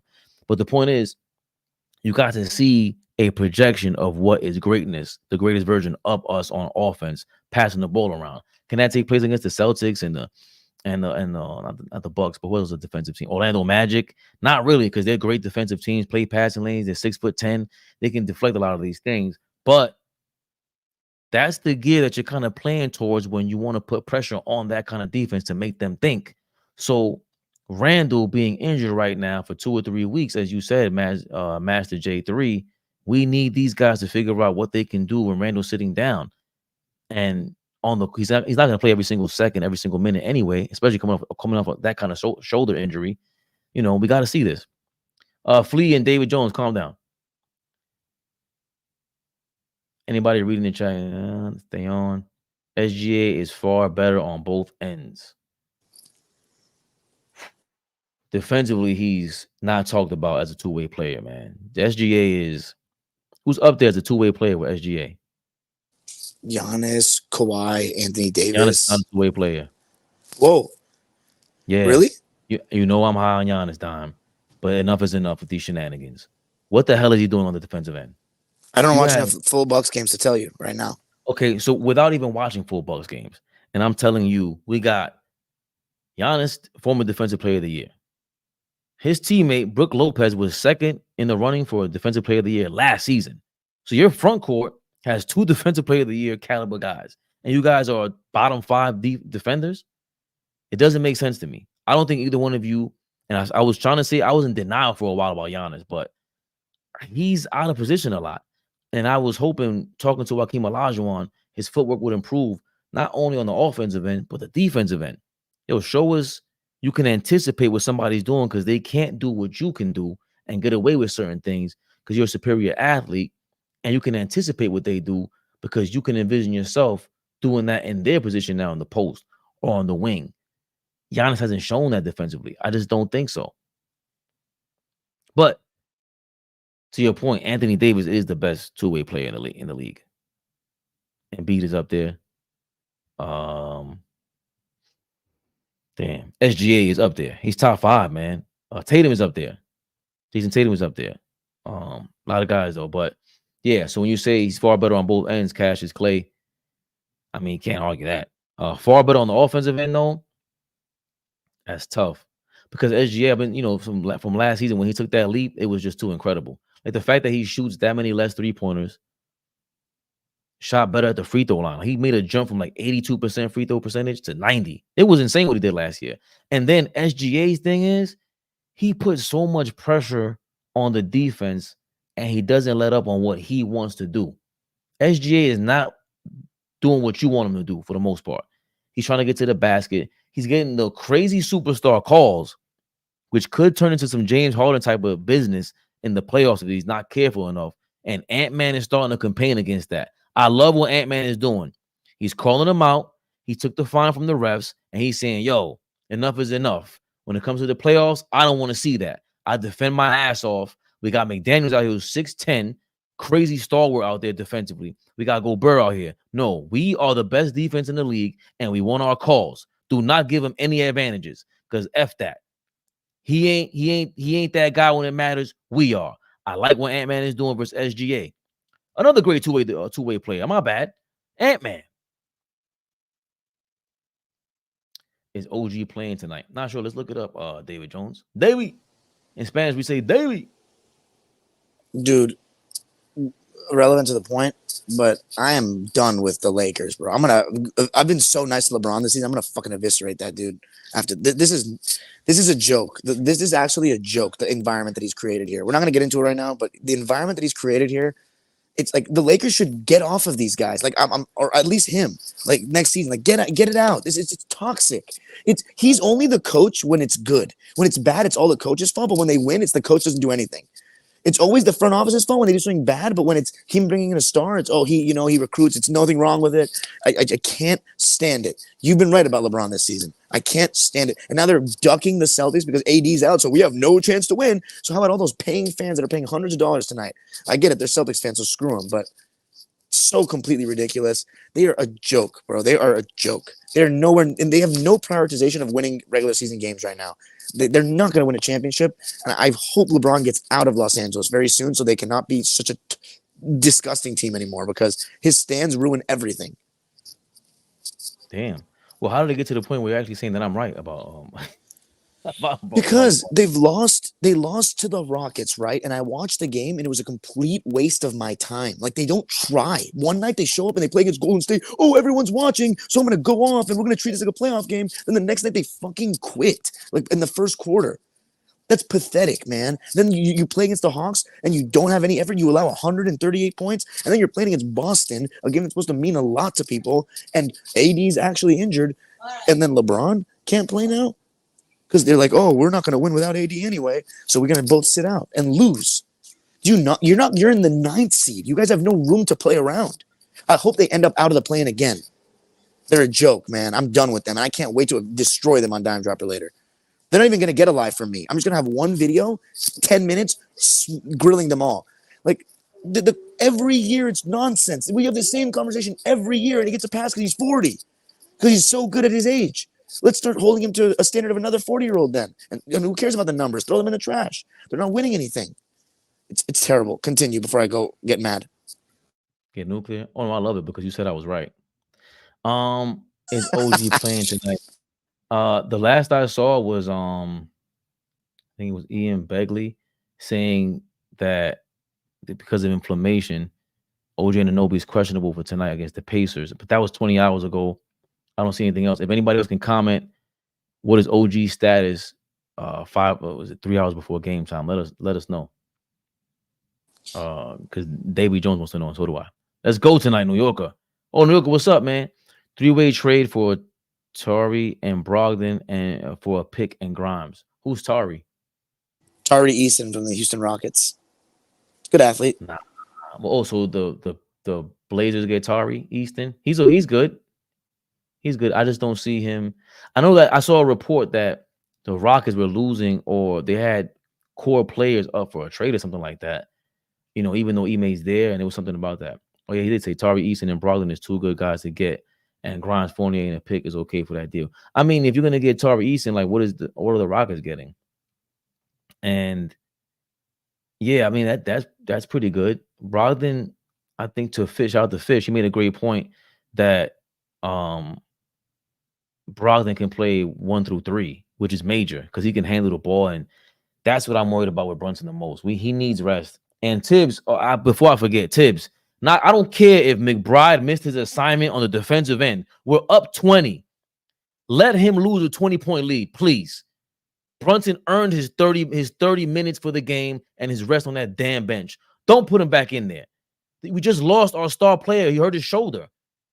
What are you doing, Tom Thibodeau? We're going to smack those 3 hairs you have left on your head, Tom Thibodeau. Relax. Stop it. He's getting on my nerves. That's been a knock on you. We give you your props when it matters most, when it matters in general. Don't put these guys back in the game. We're up 20, bro. It's 4 minutes left. Randall got hurt with 4.5 minutes left. It's the Hornets. Come on, man. How do you not take anything from the regular season? That's when you create good habits and carry over into the playoffs. No, I take things, and I agree with what you're saying, but when it comes to winning a championship, it's much bigger to me than just you playing well in the regular season. Like, my team won 56 games in a loaded West, and we lost in the first round. Like, playoff basketball is just different. That's my point. It's just different. I'm not saying that you can neglect it completely, but because you beat the Denver Nuggets by 40 in the regular season, you think I'm going to say you're going to beat them in a series or you have a chance? Hell no, I don't think you have a chance. You'd get eviscerated if you played them. Sorry. Actually, you know what? I can't say that because OG can do a good job on Murray, but you won't even make the finals for it to matter anyway. So it's not going to happen. And I'm not saying if you guys had a team that was actually finals quality, I would say it because I'd be high on it. I like the Knicks. You don't. And if you make it, we can bet money on it, and I'll lose money if you're that confident, but you're not. So you won't bet me. I'll bet you healthy. If everyone's healthy, I'll bet you make the finals. I'll put a bet on that. Who's everyone? Who? So if Quentin Grimes gets hurt, the bet's off. No, exactly. So if Randall is healthy, we're making the finals. And OG. Randall Brunson, OG Anunoby, and Mitchell Robinson. What about Hartenstein? I don't think. I'm willing to include all 5. I'm not. Nah, fuck that. I'm willing to not include Mitchell Robinson right now. Even without Mitch, we can make the finals. We can beat Boston right now. Okay, I'm willing to. Well, okay. If he misses one game of a series but plays the rest of the game, is that injured? Because no, just a healthy Randall and Randall, OG, and Brunson right now. Because I want to see what's up with this. The Knicks are very quiet about. I'll bet $50 also. Because this is 2 games out of nowhere OG missed, and it was kind of like sudden.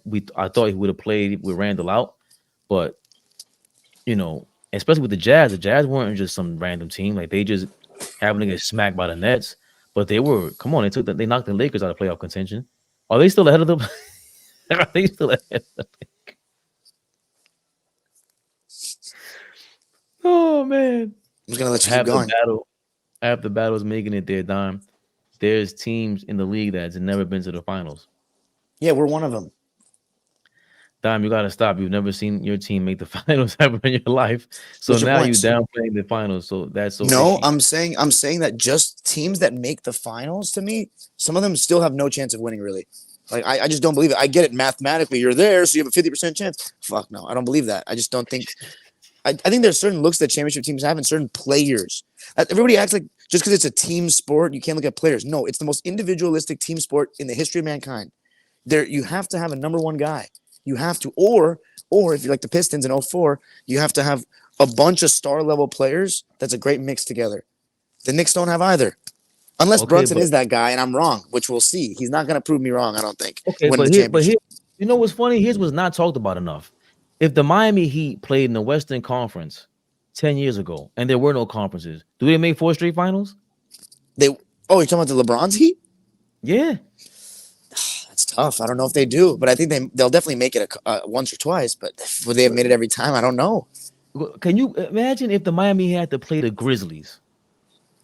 I think they still win though, man. They have LeBron James in his prime, one of the best players of all time. Right, but Wade gets hurt. Right, there's a lot that goes on with them. He didn't get hurt for like a whole. Did he even miss a game though in the playoffs? No, he looked bad against the San Antonio Spurs. He was done in the 2013 finals or 2014 finals. I want to say both of them. That 27-game winning streak, whatever it was, took a lot out of them. But the point is that the first season, LeBron is not LeBron. He's still, a shell of himself in crunch time when it matters most. The last he was bad in crunch time that season. I remember he had that quote. I was getting mad at him, dude. Remember, I was a LeBron fan, and I was like, bruh, like this dude chokes. And I remember after the game against it was the Knicks actually. They lost to the Knicks, and he bricked the game winner. Yeah, go ahead. So my point is, even with those superstar teams, it's all about fit. If you don't have the right fit, it doesn't matter. The Spurs, but you have to have the talent first, though, Fabian. No, you have to have to win it all. We're talking about to win it all. No. The Spurs did not have a top 10 player damn near at that point. Kawhi was sneaking into that. Tim Duncan could have been arguably top 10. But you're talking about the guy that there's one guy in this fold with that Spurs team at that time that people just don't give him his adequate credit. And I'm gonna always say it. I said it then. Tony Parker could get it 2 feet in the paint whenever he wanted. That pick and roll with Duncan was so hard to guard because they had shooters around them, and all these guys played defense. Like it was just, and they had these really good players off the bench, like Bellinelli, Patty Mills, Boris Diaw. They all did the right things, but Parker at that time could go toe-to-toe with any top point guard in the league, eye to eye. I really think that was the truth. But was he a top 10 player, top 5 guy? We'd have to top 5 guy. We'd have to make a list, bro. I swear, we'd have to make a list of that season. Look at the 2011 finals. You have what? 5 MVPs on the court? The Spurs had 1. Well, 2, because Kawhi didn't win MVP. They had 1. No, they did. Okay, then. But Tony Parker's really, really good. They have 3, but we all agree though they basically have 3 stars though. But you keep overlooking because it's contradicting your point, and you don't want to acknowledge it, and that's fine. But don't tell me you need a super duper guy when the Spurs wrote the blueprint for the rest for the NBA in general. They had Tim Duncan though, Fabian. He was still a beast. I get and that. Tony Parker. Is he a top 10 player? We'd have to literally go through the list of that season. I would actually be willing to do this though. Cool. The fact that you even have to say that proves my point. He had been there, done that though a bunch of times, bro. Nobody doubted San Antonio like that. I get that, but he's no longer the Tim Duncan of old, and now we have 3 or 4 guys at the core of the team that complement each other. All right. Let's say Tony Parker, to your point, has a super duper skill, but everything else he kind of sucks at. Not a great defender. But he wasn't as horrendous in those years. Like he still held his own. I don't remember. I get that, but you use that to compliment Ginobili, who's going to be the herky jerky guy on the outside. Get the easy baskets. Now Ginobili gets to go more one-on-one. If Tony Parker gets to cut to the paint, pick and rolling off of Tim Duncan or whatever it is. Like those are complementary pieces. That's why Ray Allen, Paul Pierce, and KG, as soon as they got KG, I said, oh, that's a championship. They complement each other. That was different than LeBron in Miami. Okay, I think you're still a little harsh on that LeBron Miami thing because I think it was better than you think it was. But let's just say Tim Duncan and Jalen Brunson are on the same ranking this year. Okay, now we go to the second guy. Randall versus Tony Parker at his peak. I mean, come on, man. Like, there's a big difference there. I don't care what the stats say. Tony Parker used to put the fear of God into me. You're going right to Randall, and you're going right to Tony Parker, and forgetting Kawhi Leonard and OG Anunoby. Okay, that can cancel each other out, though. I understand that, but you're automatically putting them above those defenders because for some reason we overlooked that, especially in an era that went up. Tony Parker was better than Kawhi. I'm not even hearing any differently. That's great, but right now that's the same thing that you're doing with Randall and OG Anunoby. What I'm telling you is he's the part of the reason why everything got balanced out. Kawhi Leonard is the reason why that Spurs team was balanced out that year. There's no defense without him. They're really Xing out everybody. They're really almost Golden State because of Kawhi Leonard's single hand. All I'm saying is that the second best player for both teams could have been their best defender. That's what I'm saying. No, I disagree because I think Tony Parker was the best player on the team. Like straight up, I really think that some of those years Tony Parker was the best player on the team. Nobody just gives him any credit for it. All right. And I'm saying Charles Barkley used to say that he was the best point guard in the league, and everyone just used stats against him. But I actually agreed with him because he used to fuck Chris Paul up, and he was supposed to be the best point guard in the league. So I think he was crazy too until he was leading the league in points in the paint for half the season. It was like what? Oh, it's because of Tim Duncan. Like, oh, I'm hating on him. Tony Parker. That was a little earlier. But if people want to downplay Tim Duncan at that time, that's fine. But that means you got to give Tony Parker more credit because they weren't just number one for no reason, just because of the system. Like that's just such a cop out. Where's the system now? There's no fucking system. It's way, Tim Duncan and Tony Parker and Manu. Either way, what's up, Turbo? Either way, what up? Even with Golden State, this is so weird. It's so weird on my phone. When I was trying to, I'm on my phone and it gave me. Oh, my fault. No, it's all good because your mic is kind of like mad loud. Try it now. 1, 2. Go give it a try. 1, 2. Sounds a little better. In the meantime, I have to turn the volume down probably. For the mic, maybe. I just turned it down right now. Go ahead. What's up, Turbo? Yeah. Can you hear me clearly? No, it's not clear. I don't know if you have headphones on before. No, I don't have no headphones. Okay. I should be good. Yeah. No, I was trying to get on my whatchamacallit, but for some reason it always gives me a hard time on my phone. I don't know why. I always be able to come on easy. I think you sent me the link through the DM and I had to come in that way. Because usually when I usually come in, when you add the link when you're on the live on the stream, it's easier for me to come in. Yeah. Yeah, it's easier that way. Okay, what you want to say? Oh nah, like I feel like Brunson is a top 3 candidate for MVP for sure. That there's no question. I think Ant-Man and Shea and him are like the top 3 as far as MVP candidates. Even Joker's out of it now? No, Joker is still in it. But if we're going by the record, if we're just going by record, you got to go with those 3. If we're going by record, those 3 are the top 3 candidates. Joker and whatchamacallit is still in that race. Okay. And so that's what's amazing about the Celtics thing, how they got the best record in the East by far. They're up by like 6 games. And it's still like Tatum is not even top 5 anybody's book, for most people's book, I think. You can't go. Oh. But I think Brunson's gonna be like a fan favorite now, and I understand that going by records and stuff like that. But I think once it's time to pick, they're gonna go with Joker at number 1, biggest odds because of the media and everyone that's involved, the fans, and they're not gonna go with who the hot MVP candidate is right now, power rankings. They're gonna go with the media members having a big sway in that. Yeah. Fans get to vote for MVP too. Oh no, they do that for All-Star. I forgot about that. Right. We get to some of these. Go ahead. Yes, and I hope. Well, I would think automatically Brunson is going to be a reserve, but I did a show last week when I said that Haliburton deserves to start because it's in his backyard. So we can't argue with that. I know AllBall had an issue with that, but we can't argue with that. That's in his hometown. He should be able to start. Now you can make an argument between Donovan Mitchell and Brunson being the starters because they held their team down with all the injuries. You would think Cleveland would drop with all those injuries, but we got to give credit when credit is due. I mean, both of them deserve to start over them. Now, I would take Brunson because Brunson has a better record, but you can definitely make a strong case for Donovan to be a starter too in that situation. I just wanted to point that out.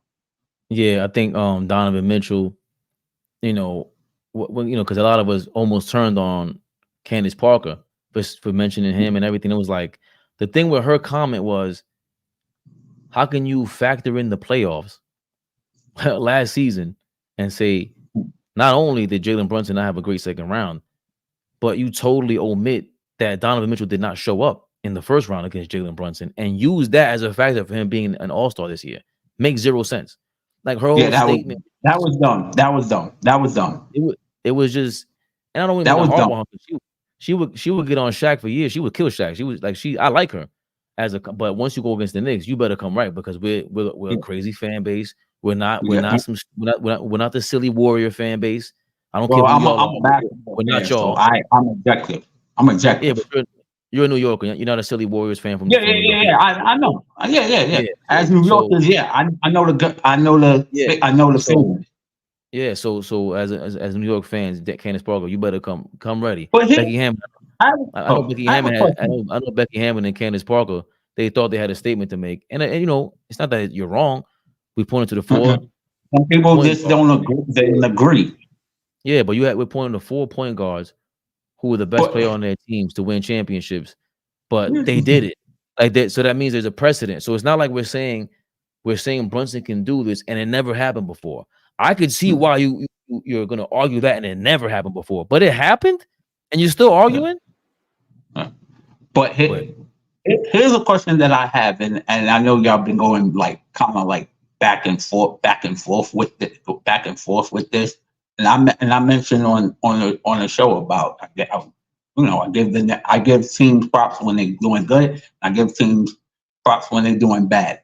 But I was saying, if y'all plan on getting their superstar, whoever he is going to kill Brunson being the number one option. If that's the case. So.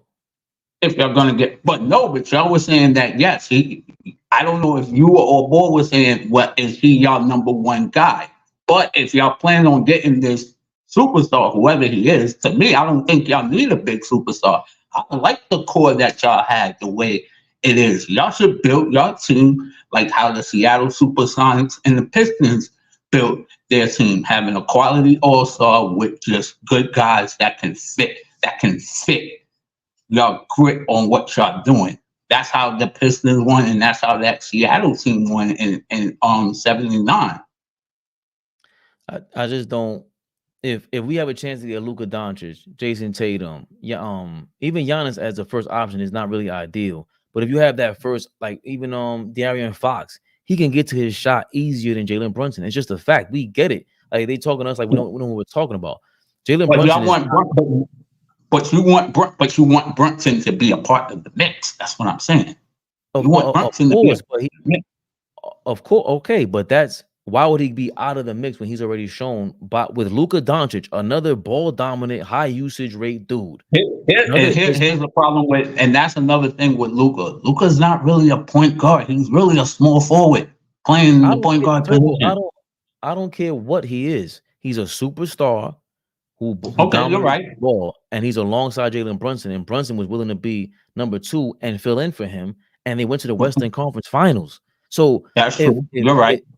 Just because you get a superstar doesn't diminish who Brunson is. As a matter of fact, Luka Doncic, Giannis, I want to know what superstar is going to come over here and can take over the leadership role of Jalen Brunson, because you're really I don't think that can happen.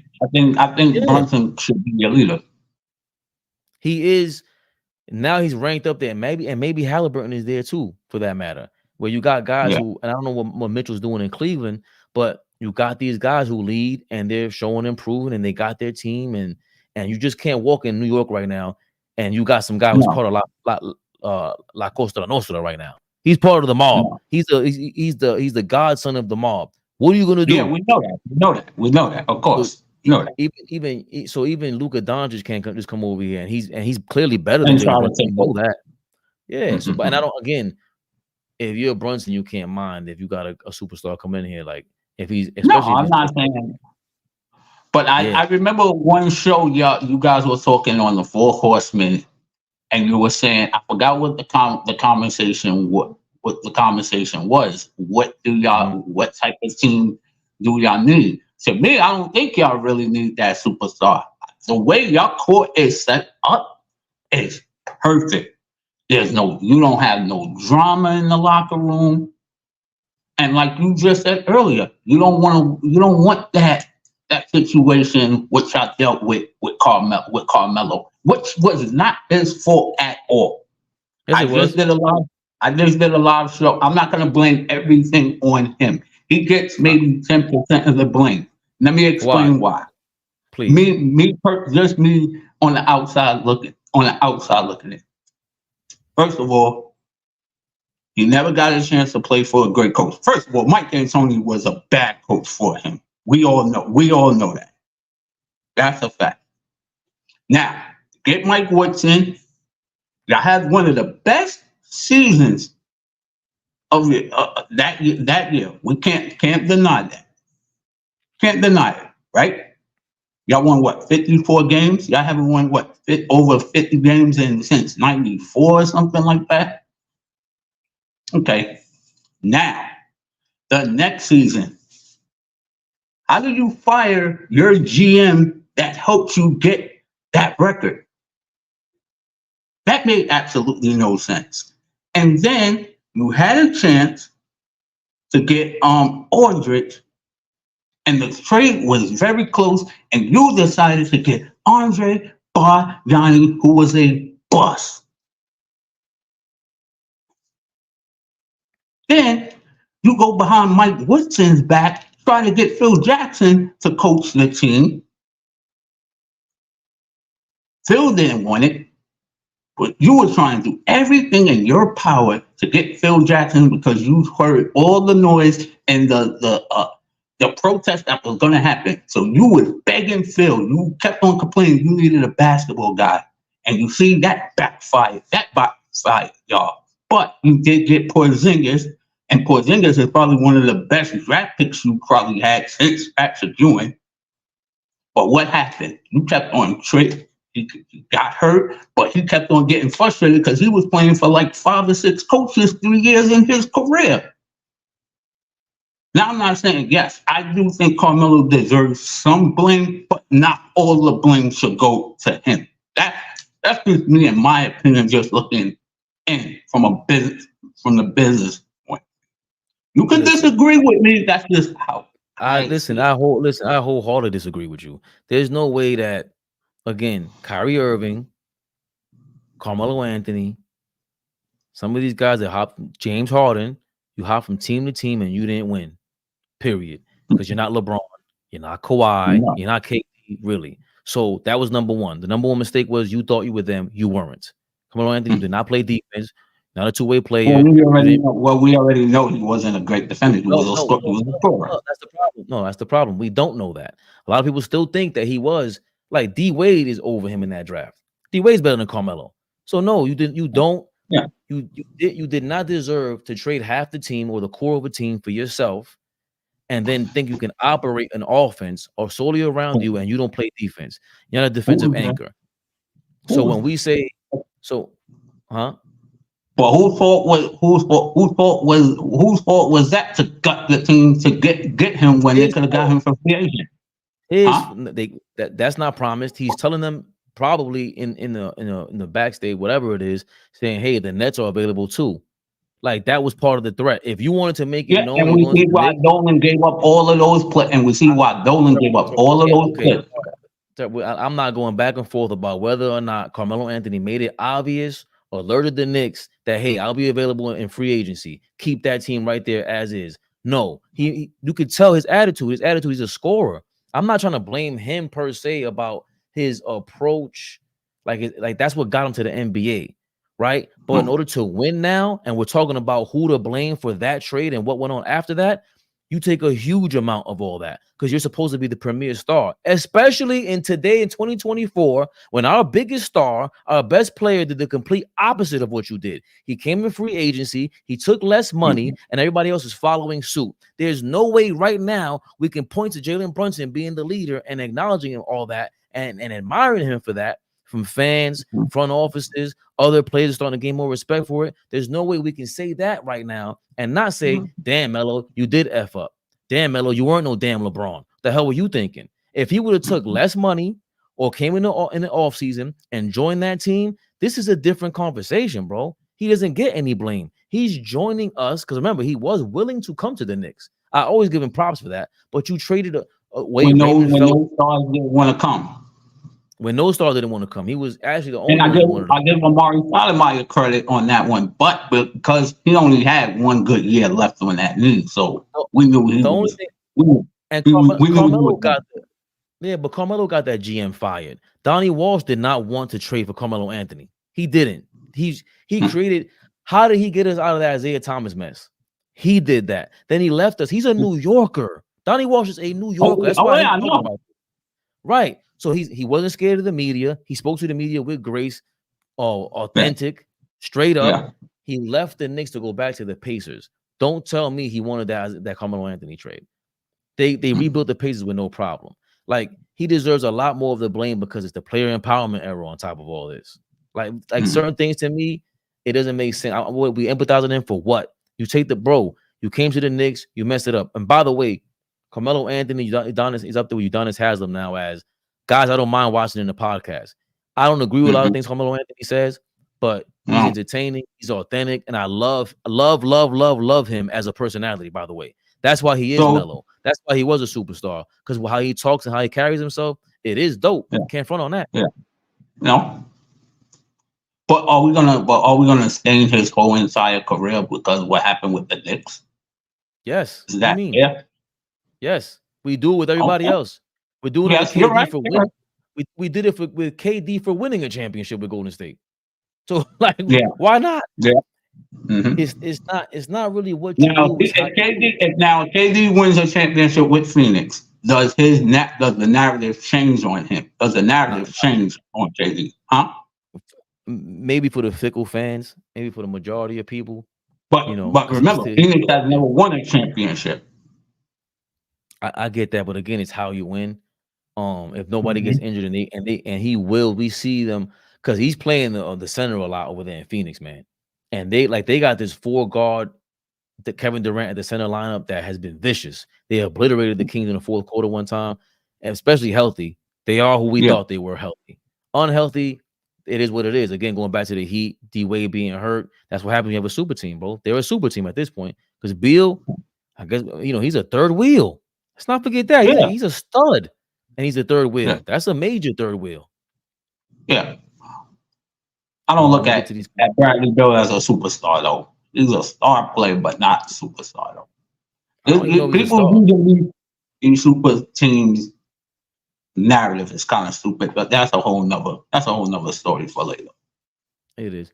AllBall and Fabian will eat up anything that props up Brunson, no matter how outrageous or over the top it may be. I don't know if we eat it up, but I still don't see you with your LeBron comments, Ace Boogie.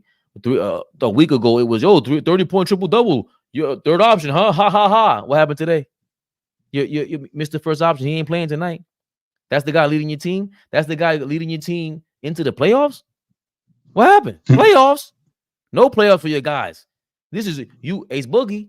You should not be talking to Knicks fans like this. But you should be watching what you say. Tread lightly, young man. There's 7 to 8 guys you can win with as a number one guy. Brunson isn't one of them. I don't know what makes you say that, because I didn't think Brunson wasn't a number one guy. I was just saying, if this so-called superstar was coming, will he still be a number one option? That was my question.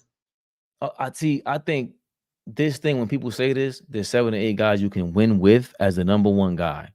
That is a lie. No. Part of the reason why the Lakers can't win now is because they don't have the right team revolved around them. Obviously, they didn't think about LeBron James being a second or third option, and they didn't think about the fact that Anthony Davis does not want to be the number one option. He just doesn't. Because if they did think about that, they would have made it. They would have a better record if they did.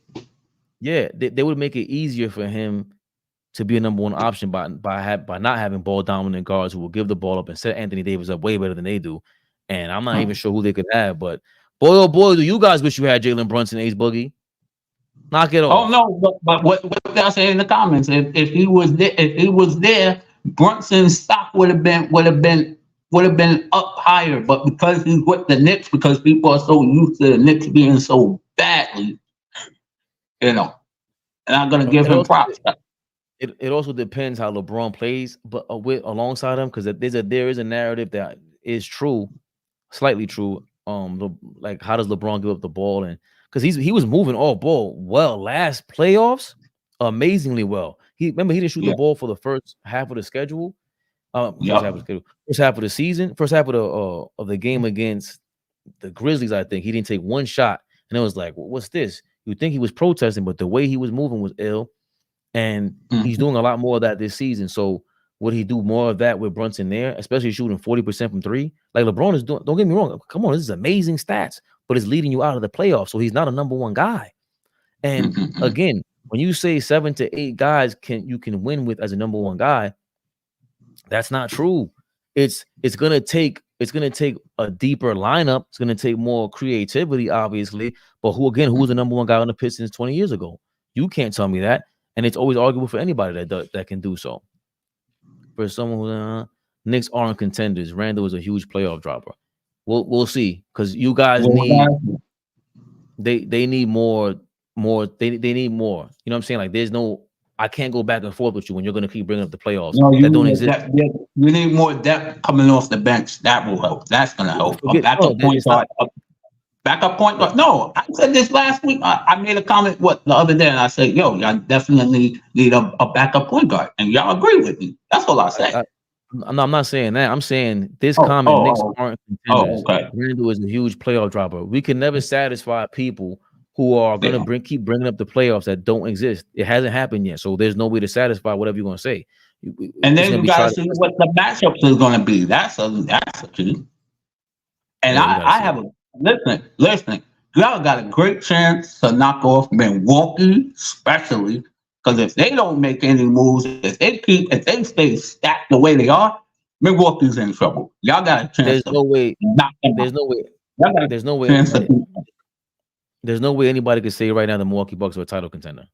It would take massive injuries. It would take too much, basketball god creativity for them to win a championship this year. Nobody believes that they're a championship team. So if the Bucks aren't, and they have one of the 7 to 8 guys that you're claiming can win you the championship, right? Well, the Bucks have one of those 7 to 8 guys. How come they're not in the running for championship contention? Unless they are in your book, and then I'll stand corrected with your philosophy, which is inaccurate. And if Miami plays impact, they can beat them. We'll see. If they don't change Jimmy Butler. You can't win with Mitchell as your number one. You can't win with Mitchell as your number one either. Again, I disagree with that. And Brunson's proving you wrong. Mark Jackson, trade bum Randall, OG injury prone. He could be, because I gotta see what's going on with his inflammation elbow. The inflammation in his elbow, bro. Because I'm not. Is he playing or he's not playing? Like, what's going on? Is he playing tonight or not? The last I saw was 20 hours ago. Let me go to Hoops Hype. Okay. They have fantasy labs. Maybe I should go there. They don't have that. We'll go fantasy labs. And then, especially if there's a chance y'all get Mitchell back, and he'll be back, and he gets some reps before the playoffs, y'all gonna be fresh. Do you want Mitchell Robinson to start or come off the bench? No, I think he should come off the bench. For now, you don't want to disrupt your great chemistry. And I hope Tibbs, and this is what Tibbs is doing a good job, but we all know sometimes he can get in his own way, and I hope he doesn't. I hope he just stay and just stick with the plan and don't mess everything up. Stay with the lineup that you got. Bring Mitchell off the bench, and if he's showing some promise that he can come back and start, then you can put him back. But don't just throw him under the fire.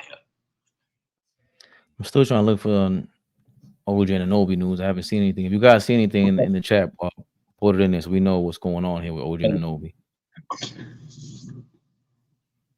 Latest. And the trade deadline is next Thursday. Yeah, listen. If you can get what you say? You said Jones is available. Rodden is available. I mean, you can't go wrong with either one. Yeah. Ruggs 89. Salute family. What's up, Ruggs? Knicks don't have enough shot makers to be better than the Clippers. I don't know what makes you say that. Even in terms of shooting the lights out. Yes. OG's fitting well with us. So I don't know. Yeah. I think Ace, you and Dom, you can lead that hate, the Knicks hate fan base, 2024 Knicks hate fan base. I don't know if I'll let you guys in to the parade. I think you will be banned. We're gonna put the picture out there, the one picture on the sideline. Oh my this guy gosh. right here with the fake Nick Drake. Parade would be so crazy. Nick Parade would be so crazy. I think it will trump Yankees Parade. And Dom is not invited. As much as the WW missed quickly, let's not forget he gave us nothing in the playoffs round 1 or 2. Oh yeah. As much as we missed quickly, yeah. I didn't overlook that, Ruggs. I totally I always bring that up. Who's a bigger playoff dropper, Randall or D'Angelo Russell? D'Angelo Russell should not be mentioned with anybody, bro. He is no, heck no. Who's in? Hold on. He shouldn't be even in the conversation. And he's only going to miss 11 games. Randall's only going to miss 11 games, so he'll be back after the All-Star break. Yeah. LeBron and AD. Well, we'll see. They say they're going to be reevaluated in 2 or 3 weeks. Okay. LeBron and AD injured and out for the Boston game tonight. Maybe one or both won't be available for the Knicks game Saturday. Of course not. Please hit that button, that like button, and support the channel. Agent Super Argo is in the building. I forgot about you. You are the man, bro. And beat is down. That's right. We passed 6,200 subscribers, y'all. Let's get to 7,000 real quick. Hit the super chats. We gotta do what do you call that? The Cash App and all that. I don't never want to beg for money, but it's like PBS, man. We out here for the people. People want to send us the bread, and invest in our studio, invest in us going full time. Period. Because we here for the Knicks. We here for basketball talk. We want Turbo to be on here more often. Just all of us, AllBall, Dime. Yeah. Send us the sponsors too. March is on the way, and then the playoffs is just around the corner. This year is going so fast. It's like it's February 1st already. Like, yes. Yeah. And yes, congratulations to me. It's 3 years of talk with your boy today. I did an episode earlier this morning because I didn't do a Tuesday and Monday show, so I had to do one last night and do one this morning. And I did the topic we just talked about. So if y'all disagree with me, it's okay. That's just my theory. And this is what it's all about. We can all have disagreements. There's no scripted. It's everything we do is straight from the heart. You know what I'm saying? We all can agree to disagree, and it's all love right after. That's all I wanted to say. I mean, sometimes I script it. I preempt my attacks on you suckers. Embiid is down for the count. Not on me. No, not you. Will never. Embiid is down for the count, and the Knicks are knocking on the Bucks' door. Absolutely. Grimes is out due to a strained knee. OG may be a game time decision. Thank you, Super Argo. Knicks have Jacob Talbot and Charlie Brown Jr. on the bench as well. Next man up. Yeah, I did see Jacob Talbot on the bench. I thought I was bugging, right? Jacob Talbot is there, so he came up from the G League. That's amazing. Let's see what he does. I gotta look at some footage. I haven't seen any footage on him in the G League, but clearly you bring him up because Randall's down. We could get some blow out the Pacers tonight and get some Jacob Toppin time against Obi. That would be dope. That I guess I don't know if they timed that well to see Jacob out there with Obi, but that'll be fly business. Two guys from Brooklyn, right? Lakers need another star once Braun leaves. They have 3 first-round picks and Reeves. Here you go, begging for another star, Ace Boogie. And I'm out with that one. Fabian Perspective Turbo, thank you so much for joining us, man. Anything shout out with the third season of Well, I will be back on tonight because it is the anniversary and it's the 200th episode. So I will probably go like 7:30, 8 o'clock, like right after they announce the reserves. I'm gonna talk about that. I think AllBall said he wanted to come on, so I'm gonna text him and see. So we're gonna get into that and just enjoy the rest of the night. I look forward to this weekend.